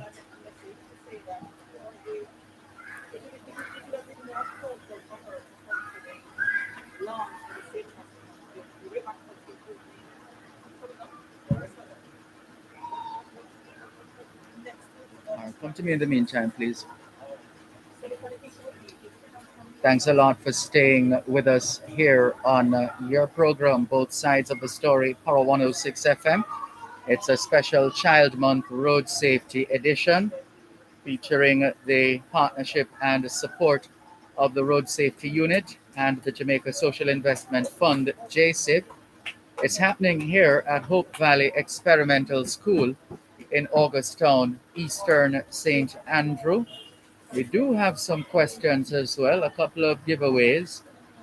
Here's one for you from JSIF for a prize, and you'll get information as to how to collect your prize. There are 6 pillars that JSIF refers to as the 6 E's. That is in the Safe Passage project. List 2 of them. There are 6 pillars that JSIF calls the 6 E's. That is in the Safe Passage project. List 2 of them. And if you can do that successfully, we'll make sure we get a prize to you wherever in Jamaica you are.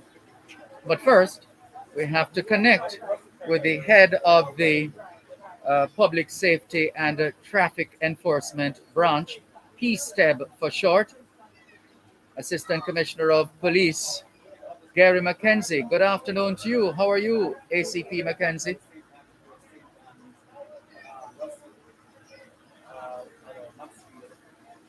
Thank you so much for joining us. Can I first of all ask you about the road safety program of the constabulary? I'm looking at a yellow colored vehicle with the words Road Safety Program, JN Foundation, Jamaica Automobile Association. Can you tell us some more about that program, please?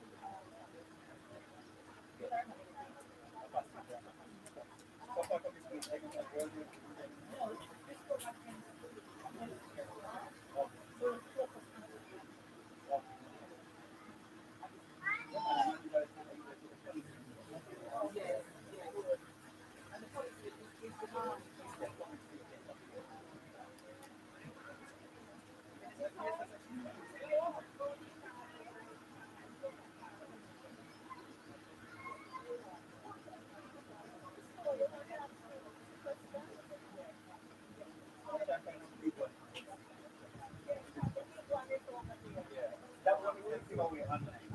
So I just search for the hard one.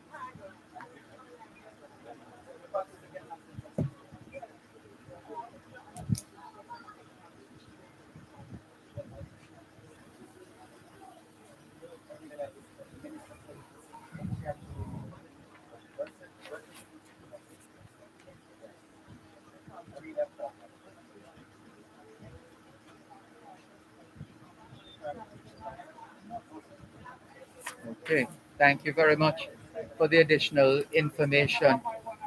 With respect to the developments on our roads in recent times, as far as crashes and collisions are concerned, how are we doing, ACP Mackenzie?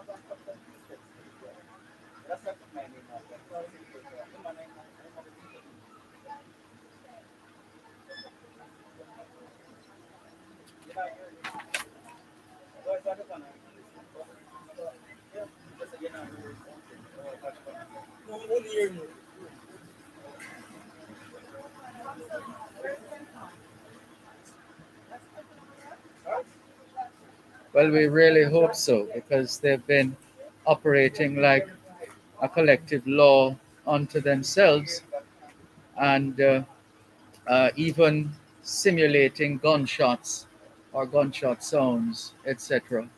And really unnerving a lot of people.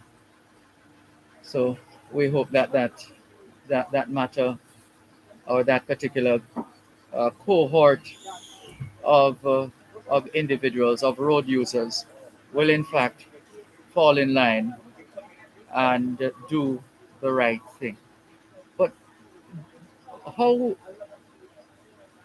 how do you explain, ACP Mackenzie, what we've been seeing? I mean, it's not necessarily new, but in terms of the the nature and extent of these crashes and collisions, vehicles bursting into flames and flipping a couple of times, and that that that that can't be.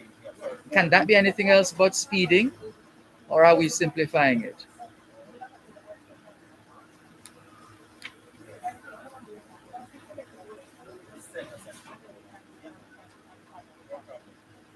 And I would be relying on all the service.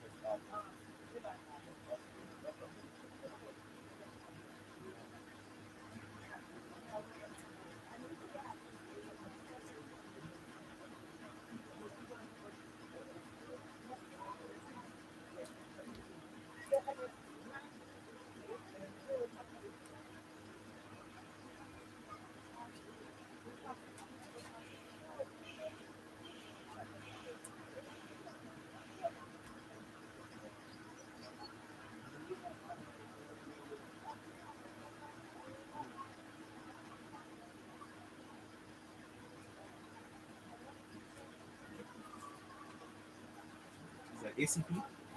Oh.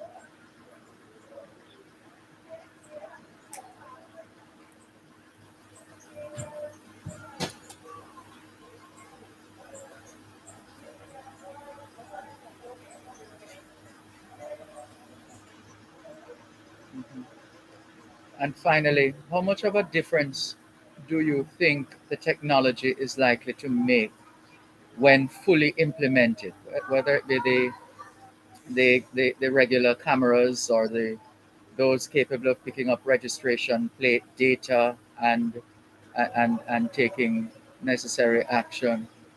How much of a difference do you think that technology could make in Jamaica?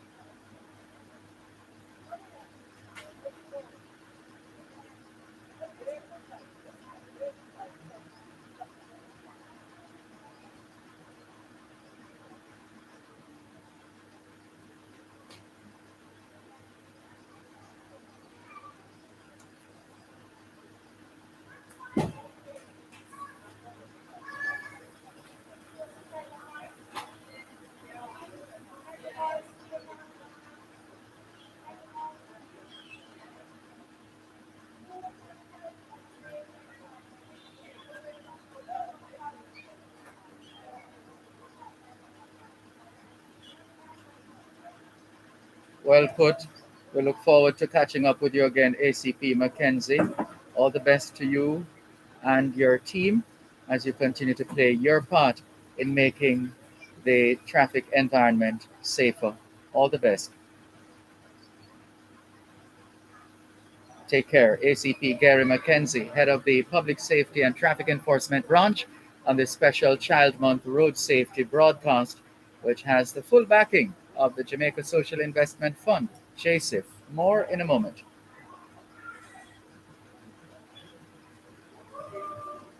346 on Power 106.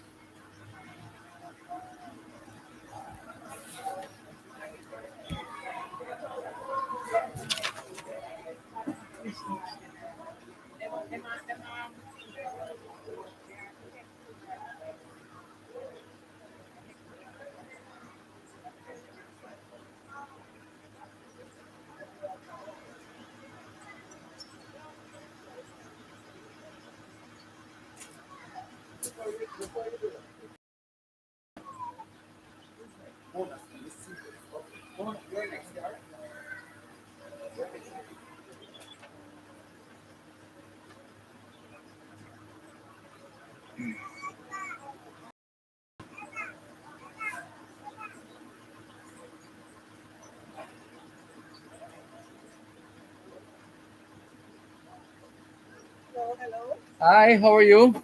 Very good. Good. Thank you for joining us. I'm Thank you. Dervan Malcolm, Okay. and you are Mona Suho. Suho. Yes. Got you. Got you. So I see here suggested areas to cover integrated model of development in Augustown Yeah. being delivered under ICDP 11 or 2. Two. So we're not on air now. No. I'm the senior manager and also the project manager for ICDP 2. Okay. So project manager for the project manager for the integrated community development project cycle 2. Yes. Community. Development project 2. Right. 2. Gotcha. Under which we are doing a lot of the investments in Augustine now. Oh, very good. Right. Very good.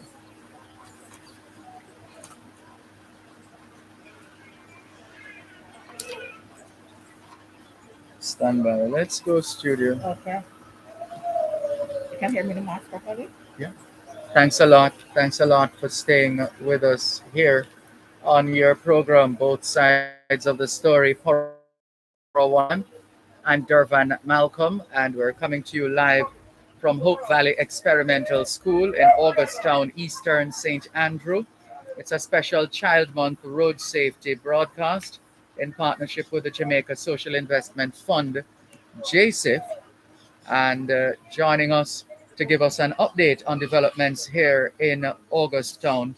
We're happy to have Mona Suho, Senior Manager, Social Development at JSIF. She's also Project Manager for the Integrated Community Development Project 2, under which Augustown is benefiting from programs along those lines. And so let's get some more specifics with respect to this Integrated Community Development Project 2, Mona Suho. Thank you very much for having me, Dervan. Yes, it's a pleasure. Pleasure to have you. Okay, great. So you mentioned the Integrated Community Development Project, and that project in essentially is being funded by the government of Jamaica. The project will actually started from in April 2020 and will run until March 2023. It's a very holistic approach to community development, and it is focused primarily on improving the quality of life of the over 10,000 residents who are here living in Augustown. Typically, when we develop communities, we tend to see firstly the physical infrastructure.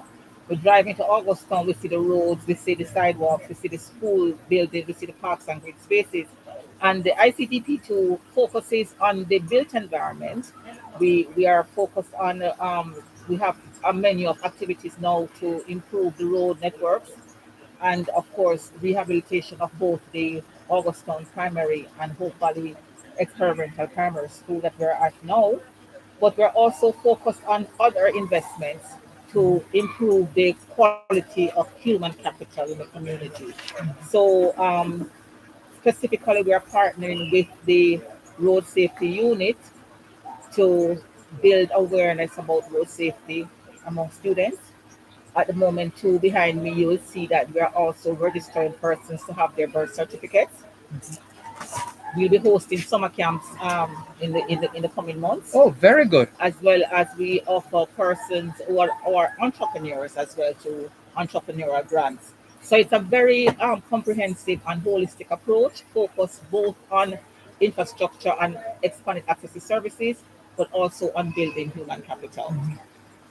And you mentioned the schools, for example, the school programs. This is including what is called safe passage model. Right. What is that?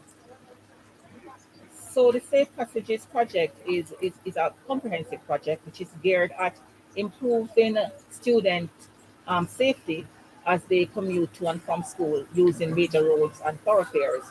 It is unique in the sense that it was adapted from a model but that was used in the US in Baltimore.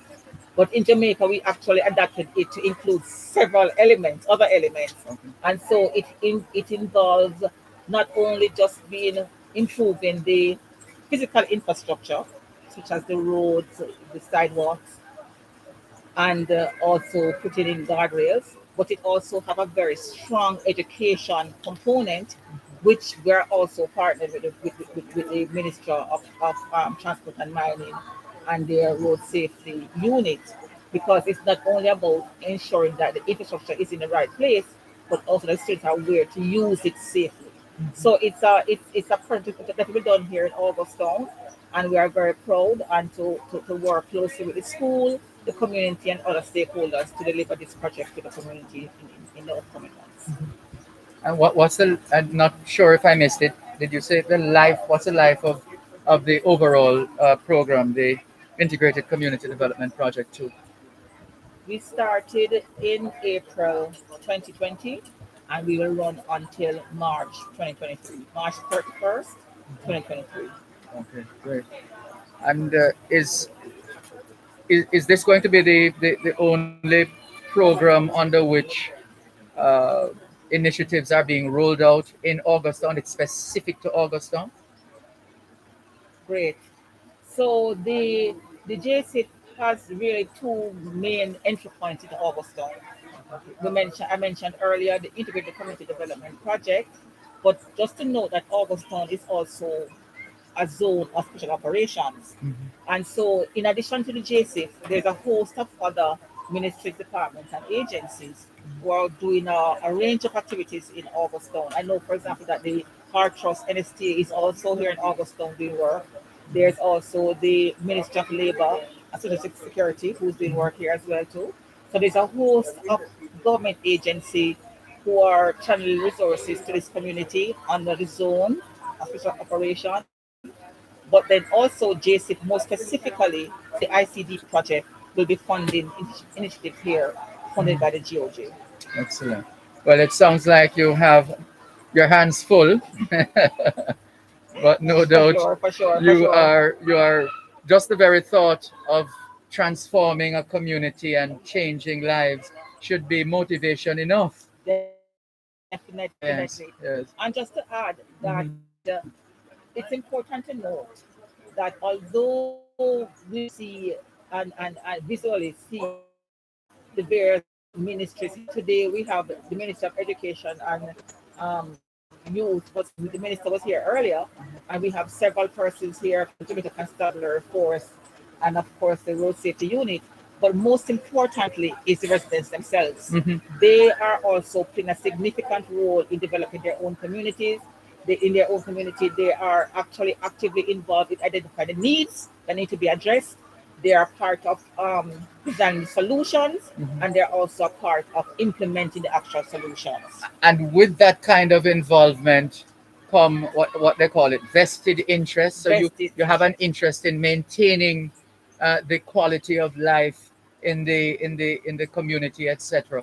Mhm. You are correct because the way of managing development is to ensure that the people are at the center of development.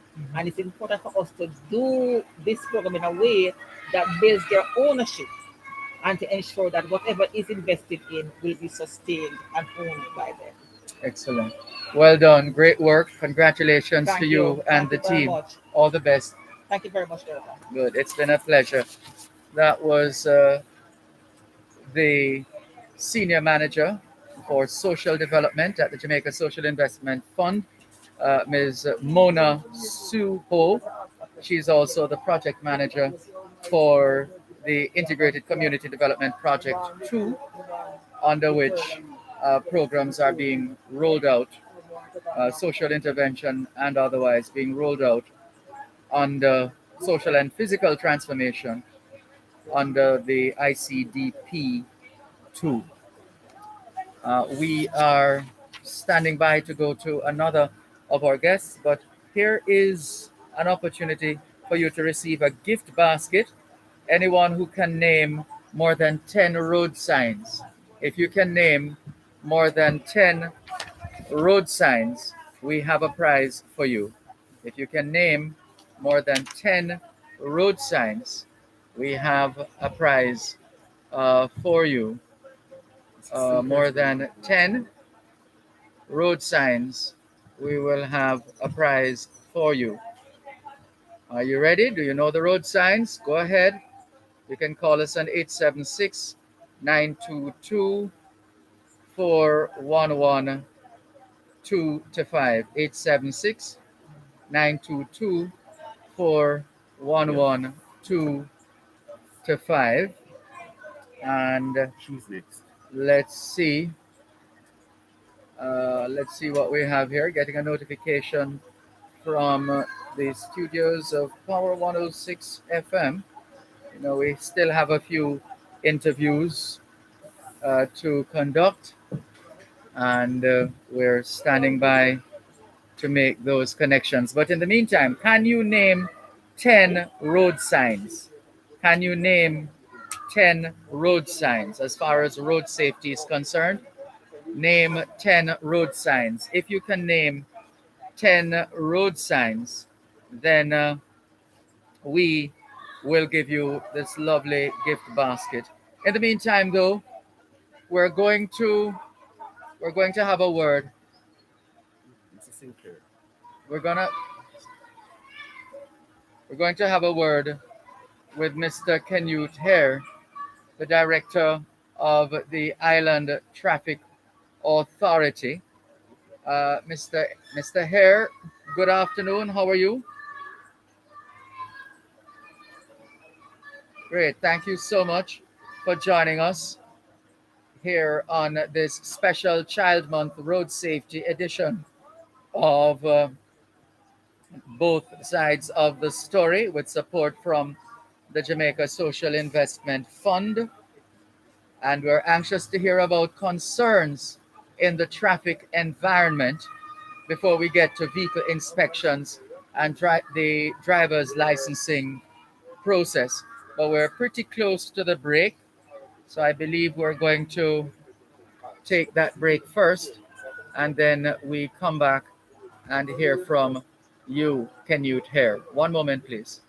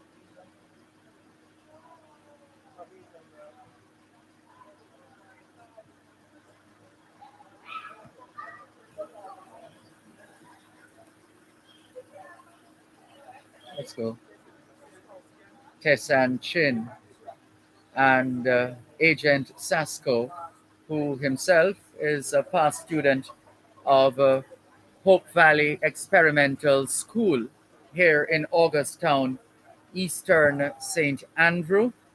This is the venue for a very special Child Month Road Safety Unit and the Jamaica Social Investment Fund broadcast. Canute Hare is the director of the Island Traffic Authority. And let's get to the most pressing concerns. And we can't necessarily cover everything in the interest of time, but in order of priority and significance and prevalence, Mr. Canute Hare, director of the Island Traffic Authority, will lead us in that regard. Mr. Hare, where would you like to start?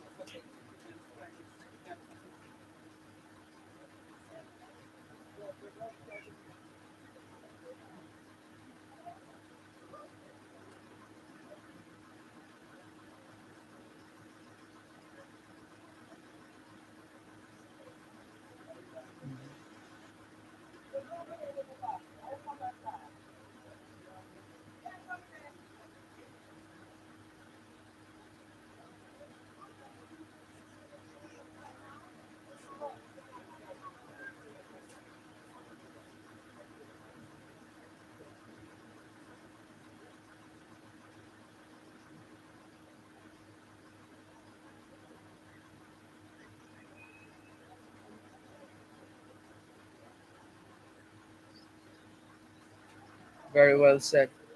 Mhm.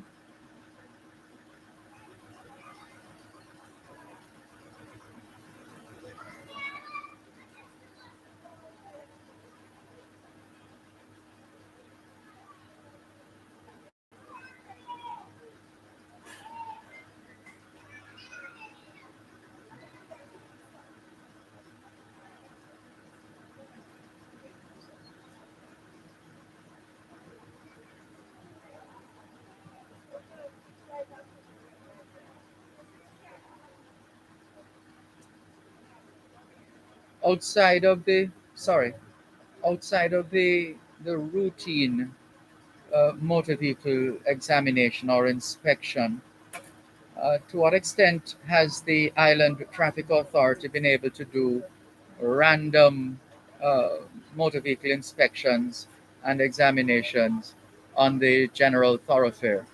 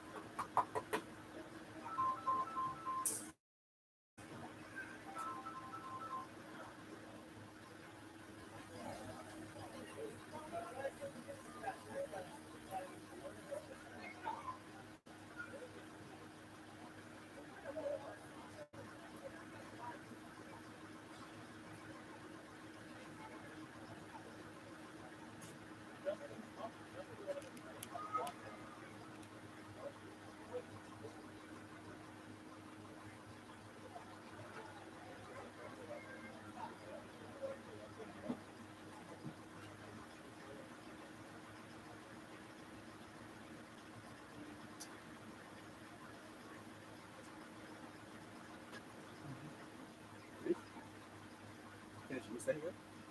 No. Oh. You can next, alright? He has to go soon. Some other thing. He is Stefan safe here. Stefan.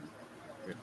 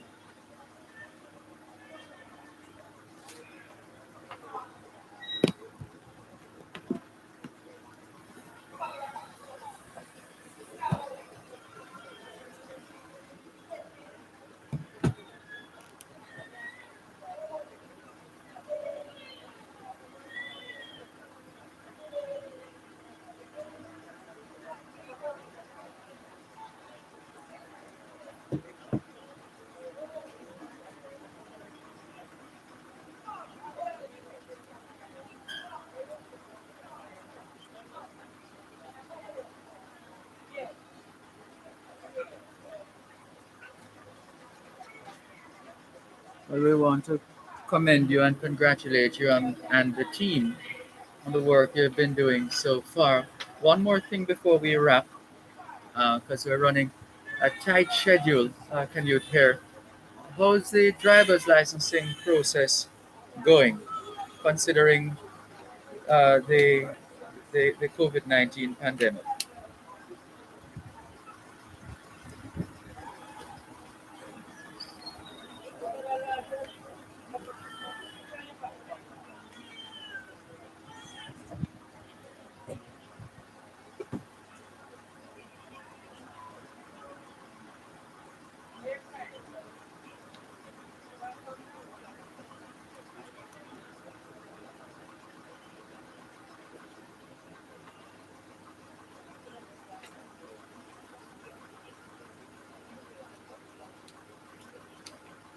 Yes.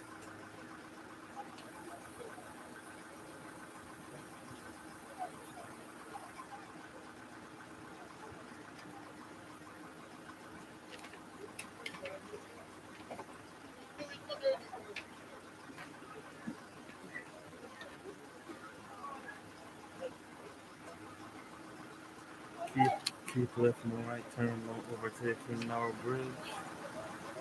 Practice, flashing, no overtaking, no. Oh, shoot. This is the thing. This is the thing.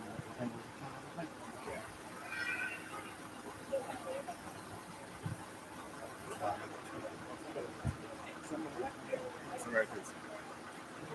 You don't see?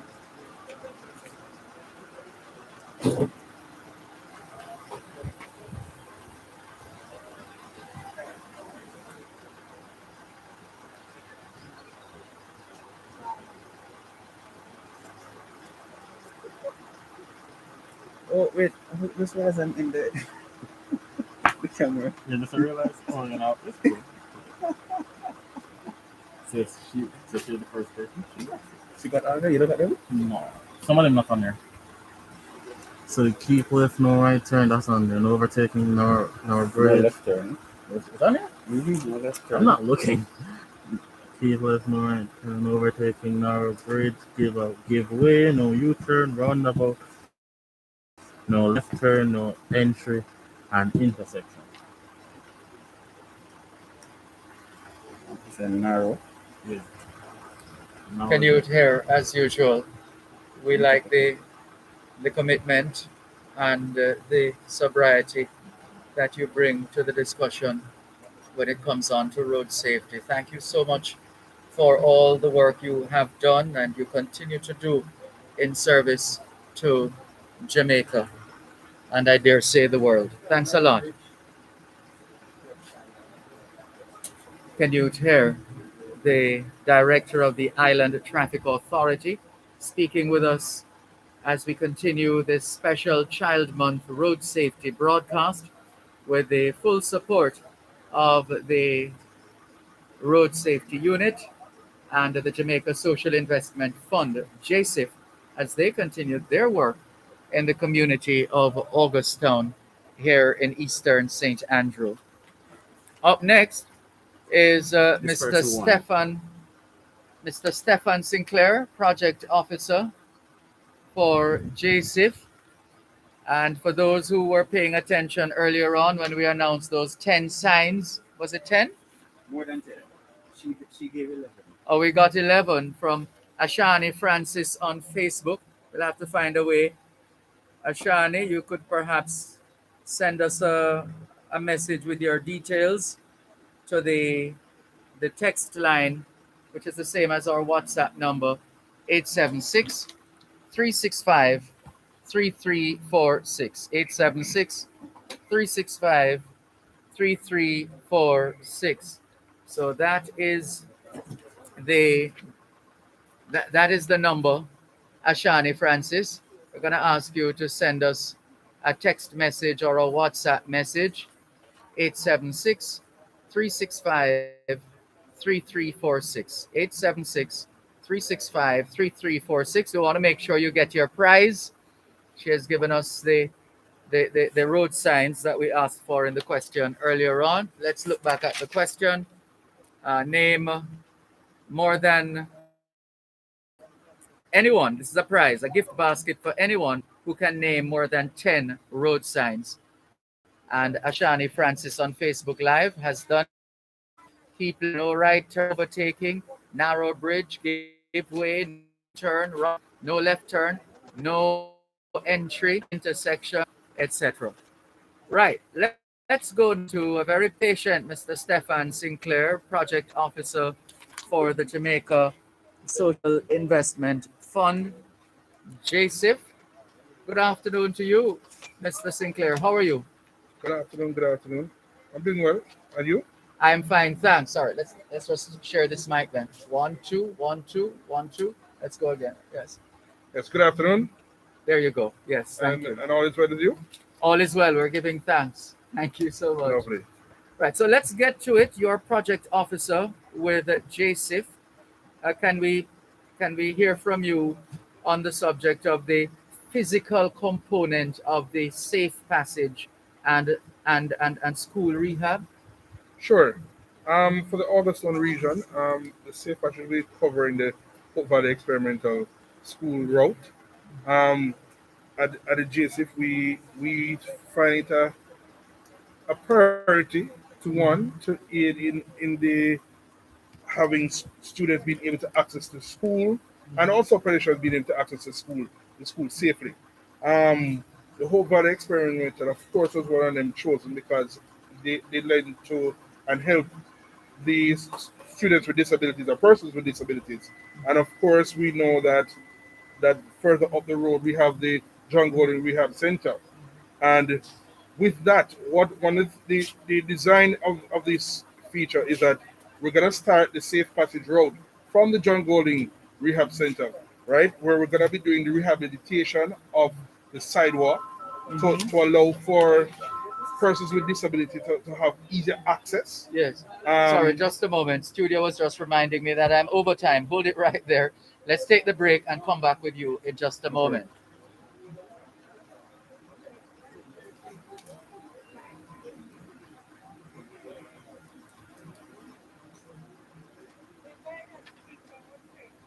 It's 17 minutes past 4 o'clock. Yes, sir.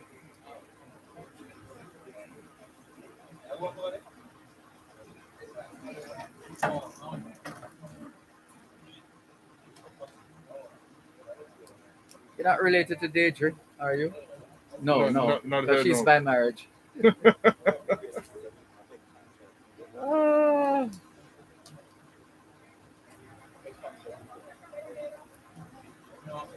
we have one. Yeah, we have time. Two, um,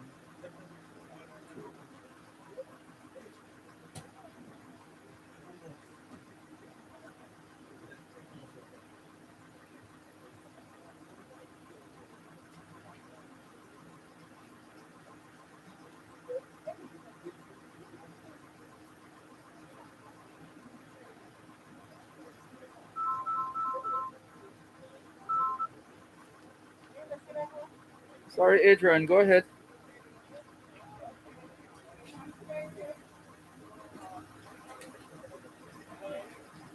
That must be an error. Tell me what you have. No, no eight.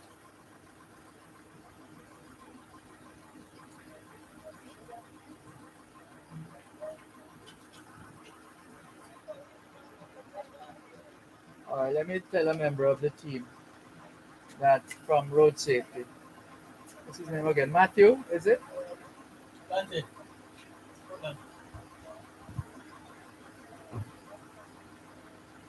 Something with numbers in. All right. Well, what I have, Adrian, is 4537. Did you get a voicemail, a voice message with her voice? Okay. Or the generic? Okay. Well, this is the number I have. I don't get. How many more commercials? Is that it? All right. Check, check Deidre's number, please. He's getting voicemail.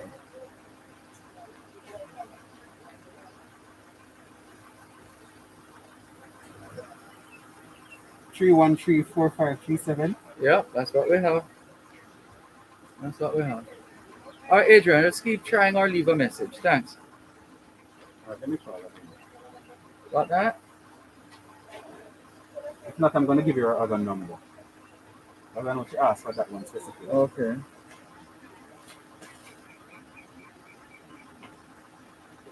Okay. Voicemail again. I'm going to try the next one. Okay. Okay. I'm not getting to Mr. Chu, so we're going to have to. Anybody I can get through to? We'll move on. Yeah. All right. All right.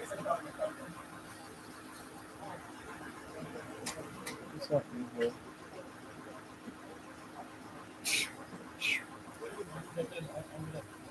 Let's go studio. ¿Qué hora es? Let's go. ¿Qué hora es en español? Son las 4:20. Quelle heure est-il en français? Les 4:20. Ciencia, TDN le, CDN are sure then. 20 minutes, make that 21 minutes now past 4 o'clock in the afternoon here at Hope Valley Experimental School in Augustown, Eastern St. Andrew. Have you had a checkup lately? If not, now is a good time. Let's not wait till we get sick to get a checkup. How about that? And have you done your homework yet? If not, now is a good time. Good afternoon to all the schoolers listening to us, all the students from the early childhood level to the secondary level. Trust you had a productive day of learning today. Hope you also managed to get in some physical activity just as important as mental activity. As we always say, young people, socialization makes you educable, education makes you trainable, training makes you employable, and the right attitude makes you successful. Homework time, young people. We're going to continue our conversation with Mr. Stefan Sinclair. He's project officer with the Jamaica Social Investment Fund, JSIF, and he started out a few minutes ago giving us the details, at least some of the information on the physical component of safe passage and school rehabilitation. So, please pick up from where you left off in that regard, Mr. Sinclair. All right, thank you. All right, so just to recap, so the Safe Passage project in itself is to, of course, ensure that students are able to get to and from school safely. Like I said earlier, one of the reasons why GCF especially pushed for this particular school to get one is because of its reach for the persons with disabilities. And we do know that the John Hope Rehab Center just up the road here. Mm-hmm. So what we have done is that we have ensured that we have put together the tool. And now we're going to be doing the rehabilitation of sidewalks to standard to allow for persons with disabilities to traverse the route safely. Good. We're gonna be installing a number of ramps so to make it accessible for easy access for them. We're gonna be putting guardrails along the road so to keep them safely on the sidewalk and out of harm's way of the traffic. Across a number of our projects that we have done so far, we have seen where the guardrails have proven to be barriers from cars that have gotten out of control and has saved the lives of many so far. So we want to ensure that that feature remains in the project. As the corridor comes down closer to the school, of course, you're gonna see a number of murals that will give different safety messages to students, reminders to the pedestrians as to no playing on the sidewalk, stop, look, right and left, right? We're gonna be putting in pedestrian crossings, the associated traffic signs. We're gonna be putting in bus laybys, which are for places where students can be safely dropped off and picked up. We're gonna have another bus sheds and so on. As it relates to and of course, I'm sure Ms. Ho has spoken to the social side. Yes. Where we're gonna be doing a number of training. She did. But with respect to what you just outlined with the sidewalks and so on, what's the timeline on that in terms of completion? At present, the product is within our procurement department. Oh, okay. So it's gonna have to go through the procurement procedures. Mm-hmm. So we do see it happening in this financial year. Good. We would hope that we could have the product started up as best as possible. It's sometime towards the end of June, thereabout. So we'll be able to at least get 2 months and a half to get the work done. It's gonna be quite intensive, but we can do it. Yes, and the involvement, the practice is usually to involve members of the community where necessary. At all times, all JC projects, we always encourage whether we're doing via traditional means, which we hire a contractor, we always ensure that the community is always involved, because a part of having the sustainability of products, we have to ensure that the community buys in That's right. to the product. So that's a major key for us when it comes to the sustainability of our products. So and on the other hand, if we didn't go traditional, we would have gone through community-based contracting, and that's another way in which we also have the community buy. So we get them to do their own contribution to the project, whether it be securing them materials, helping to provide water, and so on. But of course, the school is going to be able to contribute with that on this project. Yeah. So, I mean, we can't wait to get it on the road. I can just imagine. We hear the enthusiasm in your voice, Stefan Sinclair. But so far, so good, though, in terms of the general response or welcome of the community to the work that JSIF has been doing. Oh, we have been having a tremendous supporting from the community. The community is so happy to have us here. When there's a shining light within a volatile community, any shining light is always a plethora of hope for persons. So JCF wants us to continue being that beacon of hope and light. And through our various interventions, the safe passage and the school rehab, we hope that we can continue with the community development for the nation. Well, long may you continue to let your light so shine among men, as the good book says, as far as Joseph is concerned. Mhm. Keep shining because you're changing lives. Are we gonna still talk about the schools? Of course. All right. So as it relates, first I spoke about the safe passage. Mhm. As it relates to the school rehab projects, we're gonna be doing two school rehab projects within the community. Mhm. One here at Hope Valley Experimental and one at the Augusttown Primary School. At the Hope Valley Experimental, we had a series of meetings with all the stakeholders to find out what their needs were. All right, so one of some of the key areas that we are focusing here at the school. One, we want to ensure that because we're going to be doing the safe passage, we want to bring everything to regulation standard. So with that, we're going to be doing the widening of the entrance gate for the school because right now it doesn't meet the fire safety standards. Wow. We're gonna be putting in a waiting area for persons who parents who come to the school and need and probably will have an extended waiting period. We're gonna have a covered area developed for them where they can sit comfortably and wait. As you remember, it's a school ground. We don't want to have persons just loitering around. True. Right? The school didn't have a proper administrative block.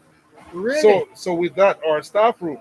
So one of the things that I asked is if we could have developed one. So in our consultation and the employment of our our design consultants, we had those things put in. So what we did is that we're going to be putting an administrative block slash staff room coupled with a guidance counseling department. That's some serious infrastructure work. We're gonna be doing the upgrade of the storm drainage on the school because at present when the heavy downpours come, the school is flooding. Uh-oh. So we're gonna be putting in the storm drainage. We're gonna be doing linkways to connect so just in case you have a downpour of rain, we can have persons moving to and from the different blocks on the covered way safely. We're also going to be looking to the rehabilitation of the bathroom facilities to ensure that they're all in keeping with the standards and to ensure that persons with disability can access and use it comfortably. As it relates, that's it in a nutshell as it relates to Hope Valley. As it relates to the Augusttown Primary School, one of the major things for them is that they want to have an establishment of an infant department in their school. So on the compound they have at present a cottage that used to be the principal's cottage. The school has decided to donate the cottage, and so with that we're going to be doing the rehabilitation of that cottage into an infant department and doing a bit of an expansion work on the cottage itself, just to ensure that we meet all the ECC standards and the Ministry of Education standards. And of course, we're going to be doing some further upgrades and work onto the bathroom facilities there, the canteen to ensure that it's up to Ministry of Health standards.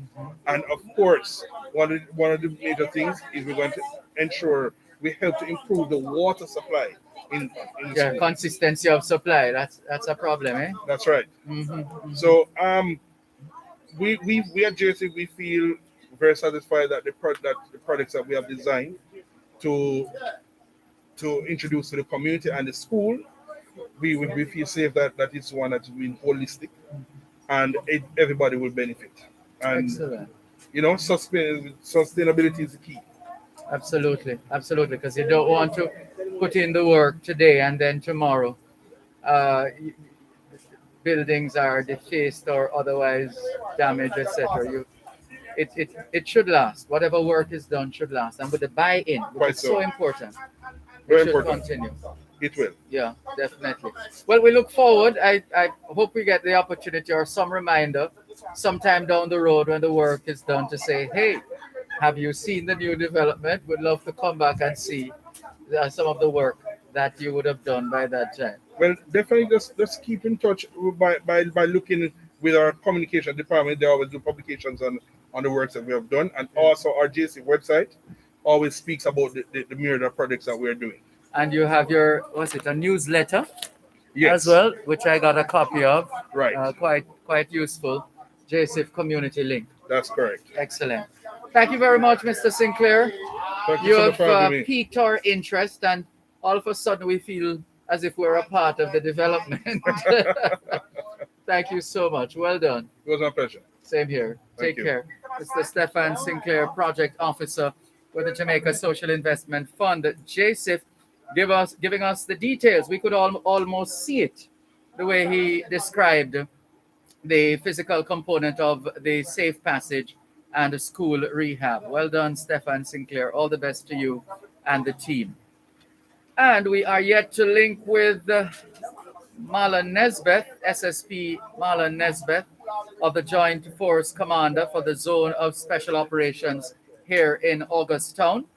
We're also scheduled to speak with Deidre Hudson Sinclair, Director of the Road Safety Unit. And we perhaps could do a quick check here to see. All right, I think I'm seeing a message here. Just to confirm, I think she is there. But just to make sure, let's see what we have here. Right. So she is on. So let's say hello, good afternoon, and welcome to the Director of the Road Safety Unit in the Ministry of Transport and Mining, Mrs. Deidre Hudson Sinclair. Good afternoon to you. How are you? Wonderful. Thank you so much for joining us. We know the children are listening as usual, and we want to share with them we want you to share your road safety concerns for sure, but also to look at sharing some tips for children and adults. But I think exuberance got the better of us, and we are way over the break. So let's take the break, the time signal and commercials, and come back in just a moment. 4:33 on Power 106.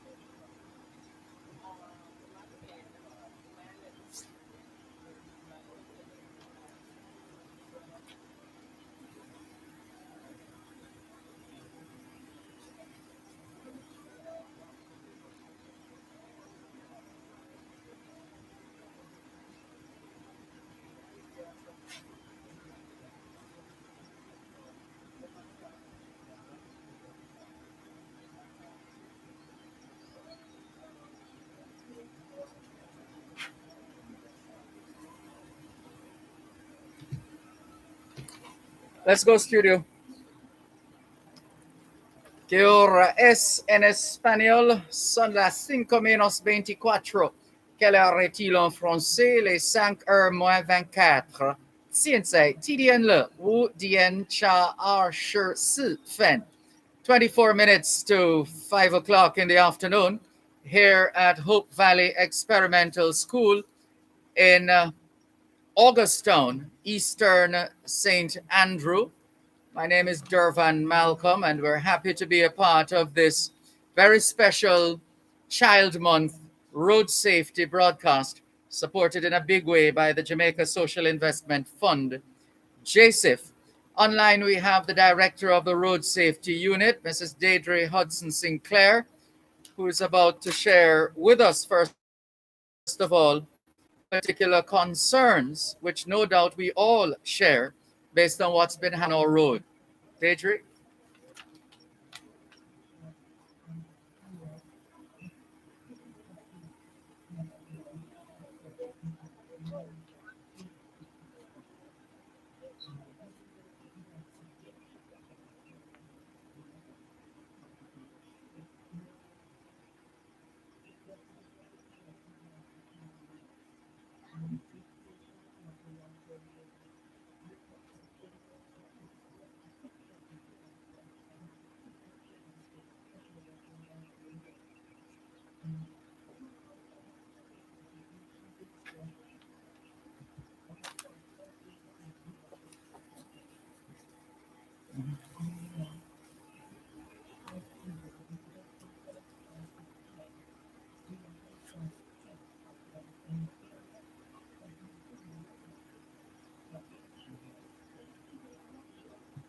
Yes.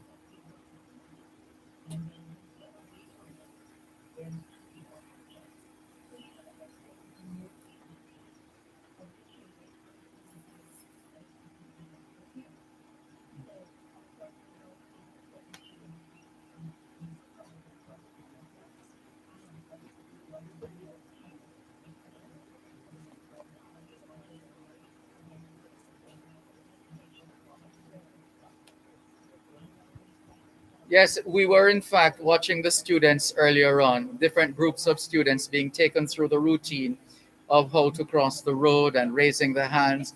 All of that was playing out in front of us thanks to the constabulary's road safety program.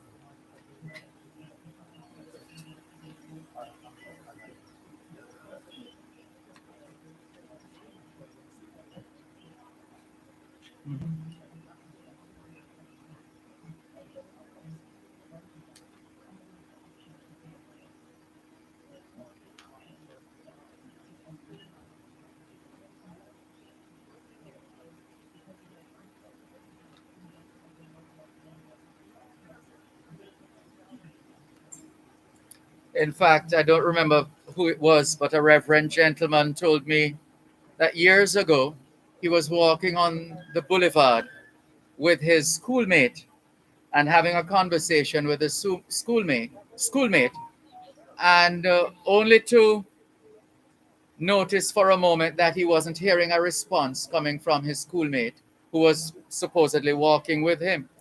When he realized what had happened, a vehicle sadly hit his schoolmate, and I don't want to go in detail any further, but it was really, really quite tragic. So that's an instance where you're walking with your back to the traffic, so you can't see what is coming to you. So it's very important. That's a very important tip there, Deidre Hudson Sinclair. If you have to walk on the road, walk on the sidewalk, of course, and walk facing the oncoming traffic as opposed to with the traffic behind you.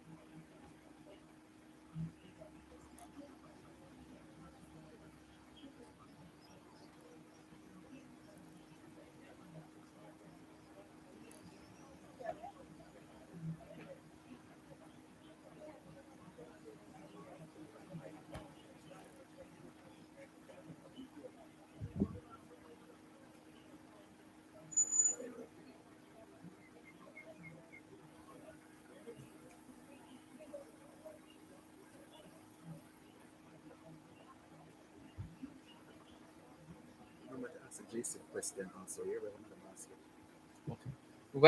Very well said. Very well put, Deidre. And for the adults, what are some of the common errors that we make as road users in the traffic environment that we need to be mindful of?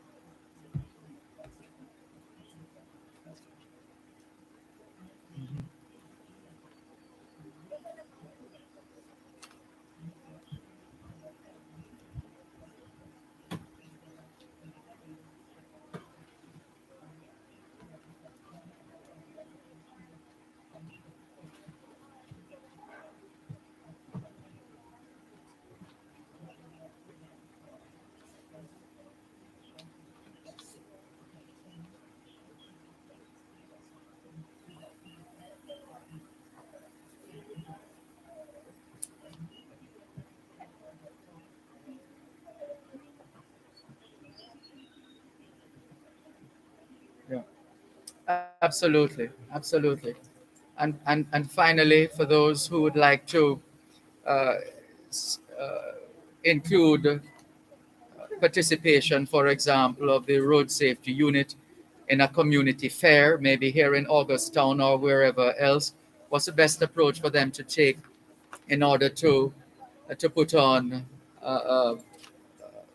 to ensure that they're able to get the support of the road safety unit in creating a greater level of awareness in their respective communities or among the members of particular church groups, etc.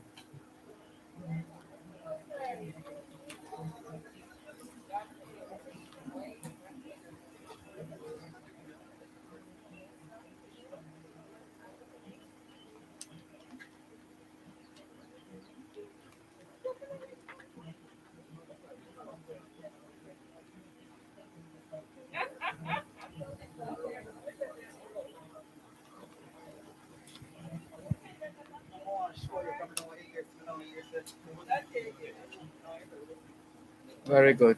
Mhm.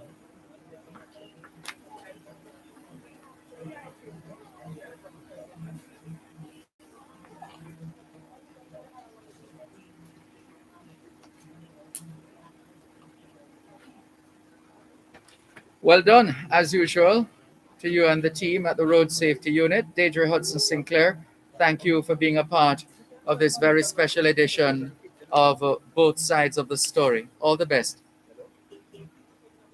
Take care.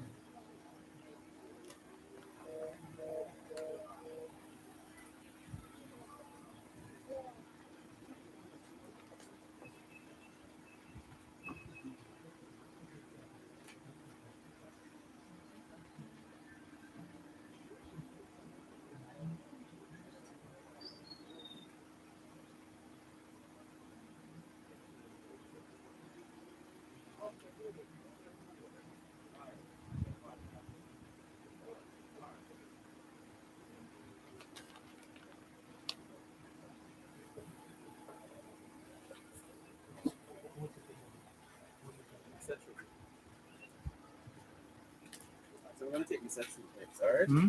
Mr. Truth next. I was reminding me about the question. Going to take who now? Mr. Truth. Okay. Okay. Yeah, man. Director of Safety in Schools. Sure. Just one more question and that's it, because I have a basket, the next basket. Okay, no problem. Probably to end it or No problem.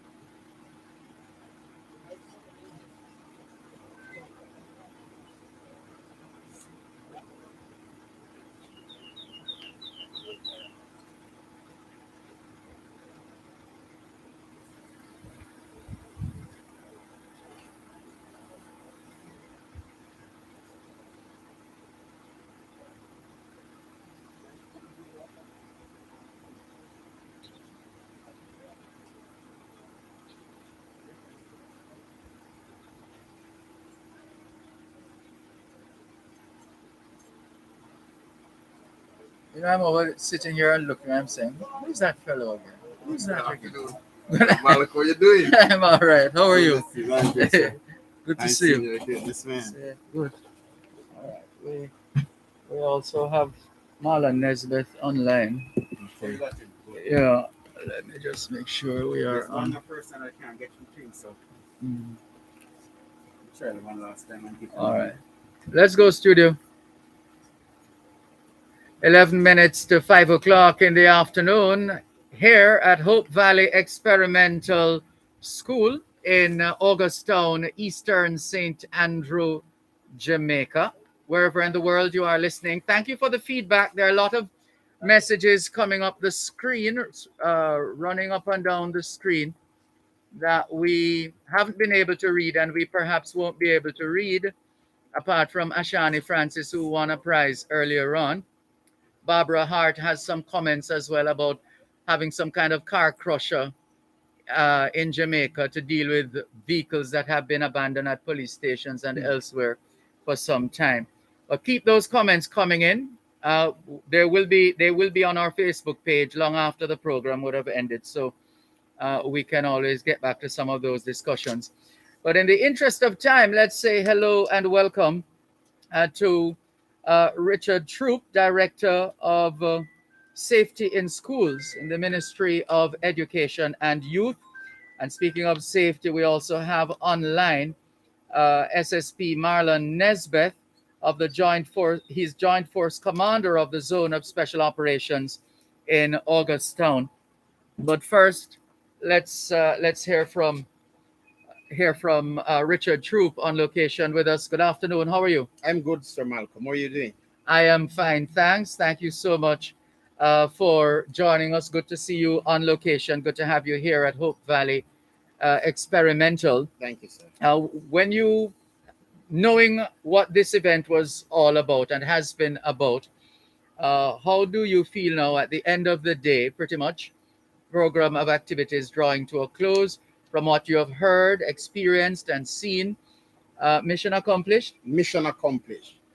And I'm so grateful too for the partnership between the Jamaica Social Investment Fund, the Road Safety Unit, the Ministry of Education, and schools like Hope Valley Experimental. Very, very important that we recognize the vulnerabilities of our nation's children as they journey to and from school. It's very important that through this partnership, we would have been building the infrastructure to support the safety of our nation's children.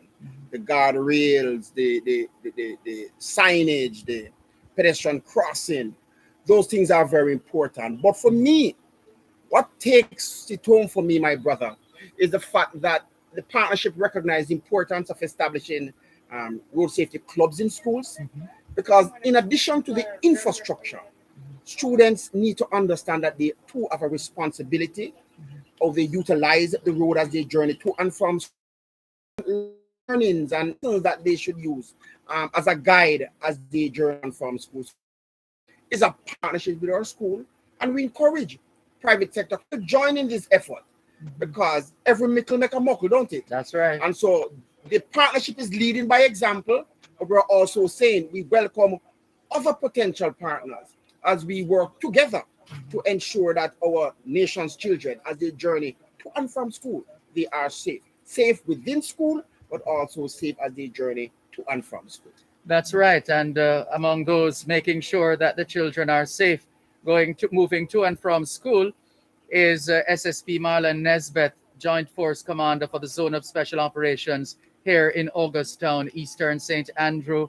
SSP Nesbeth, thank you so much for joining us. Did we lose SSP Nesbeth? All right, we'll have to try and reconnect. Sorry about that. SSP Nesbeth, are you there? No, not hearing him at the moment, but we'll come back. In the meantime, though, Richard Troop, Yes. Director Safety in Schools, Ministry of Education and Youth, the road safety clubs in schools, how active, how vibrant are these clubs as far as you are aware? Well, they're newly established clubs, right? So they are really now the trendsetters. I know we would have been working on We want to standardize the program. So there is a theme that should be supported by all schools. We know that coming Monday and Tuesday, JCF has organized a series of workshops for about 7 or 8 additional schools that will be participating under the Safe Passage project, and those schools will also be having road safety clubs in school. So it's in its infancy stage, but I think what is critical is an understanding. It's a partnership between the JSIF, the Road Safety Unit, Ministry of Education. So there are some documents that will be guiding the process. We are documenting the experiences that will unfold, and we're ensuring that we have a blueprint for what we expect will be cascaded in other schools across the island. What is important is that the clubs are really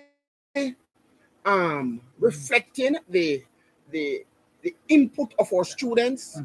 The club will have a teacher providing support, but it's really the students themselves that will be the architect of this program moving forward. And we welcome that. We are creating an opportunity for our children to have a voice. We're creating an opportunity for the students to freely express themselves in very creative ways. And so we are expecting that this is going to represent another vehicle that provides the information, that provides the public awareness, the sensitization of road safety issues within our schools. It's a big deal for us. Indeed, it is. Let's try again for SSP Marlon Nesbeth. Are you there? Hello? No, not getting SSP Marlon Nesbeth. But just before we have to wrap, remember we still have a few more questions. In fact, just one more question perhaps. If you can name 3 types of projects that JSIF is involved in. 3 types of projects. Can you name 3 types of projects that JSIF is involved in? You can call 876-922-4112 to give your answer. 876-922-4112 or you could do like one of our winners, Ashani Francis, did earlier on. She posted her answer on our Facebook page, the Dervan Malcolm Facebook page. So you can do that. Name 3 types of projects that JSIF is involved with. And I'm not going to give you any clues, but give it a try and we'll see how it goes. So then there's a lot of hope then as we come live from Hope Valley Experimental School here in Augustown. Wouldn't you say, Richard Troop? Definitely. A lot of hope. A lot of hope. And I'm so impressed with the leadership of this school. If you look at the campus, very expansive, very clean, very committed teachers. And it argues well for the future of our nation's children. I would like our listeners to understand, Sir Malcolm, too, that this is an excellent initiative, but we continue to explore possible opportunities to deepen our work, to strengthen our work. I know one of the things we're looking at, Sir Malcolm and listeners, is the need perhaps for more safety wardens to be manning our children as they journey. Absolutely. Yeah. And so it is in its infancy stage, but our commitment is to work together, to look at the numbers, to look at the spaces, the schools that have a heightened sense of vulnerability, and to determine if we could identify persons, trained persons, and engaged persons, because they do serve a very important purpose. True. To ensure that when our children are leaving or entering the campus, if they have to cross the road, that there is that caring adult, that will assist them as they go to and from school. This is an important element of the work moving forward, and our partners are committed to ensure that we are giving also priority attention to this area. The Ministry of Education is very committed to this, and you should be seeing something happening come September.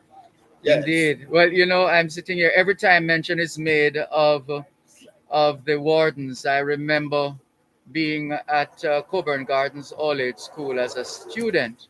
Really? Yes. And the police came to our school and they showed us the videos, the road safety videos. For us, it was film show, right?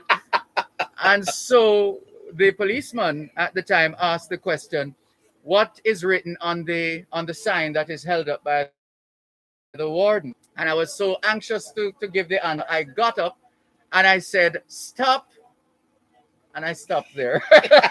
I couldn't remember the rest of it. I was too excited to answer the question. But it's been going on for a long time, this program. Uh-huh. Certainly, Coburn Garden must be proud of you, my brother. A past student that has been doing such excellent work Oh, you're very in kind. journalism. You're most welcome. Thank you so much. We're almost out of time. It's been a pleasure, Mr. Troop, Richard Yes. Troop, Director, Safety in Schools, Minister of Education and Youth. All the very best. Thank you, and thank you to our listeners. It's been a pleasure. And all the best to all our guests and our partners. Thanks to the team from the Road Safety Unit. Thanks to JSIF, the Jamaica Social Investment Fund. Thanks to all our guests and to you, our faithful listeners at home and abroad, for making it both sides of the story, Pora 106 FM, for this very special Child Month Road Safety broadcast, sponsored in a big way by JSIF. All things being well, both sides of the story returns Monday afternoon, 2 to 5. Till then, this is Dervan Malcolm inviting you to join us in the morning, if you're able to, on the Jamaican Diaspora Live Online, 6 to 9. Take care. Have a safe weekend. You're the boss at the studio there, man. Anybody Thank got a you. question right for Jason? I'm looking. I'm not seeing. Hold on. This is to My Mark brother, you Elizabeth, take right? care. We will speak. All right. All Thanks. Bye. This is around. Mhm. Yes. We'll be at the training Monday. Yeah, man, definitely. Brother,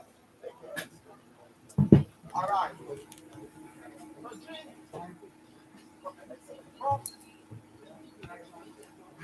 Thank you so much. No problem. You know, we actually got him online, SSP Nesbeth online, but for whatever reason, I don't know what happened in studio. Oh, But because it was hard getting him at first, mhm, and I told him that we would call. yes. So he was online at 4:48, Mm-hmm. but we weren't able to talk to him for whatever reason. I'm not sure what happened. Okay, well, Thanks. 10 out of 9 out of 11. That's not bad. There was 11 of them. Okay. Yeah. Okay. Covered a lot of ground there. Mhm. And I know we'll be having you for the ones in that we're having in both safety months. So looking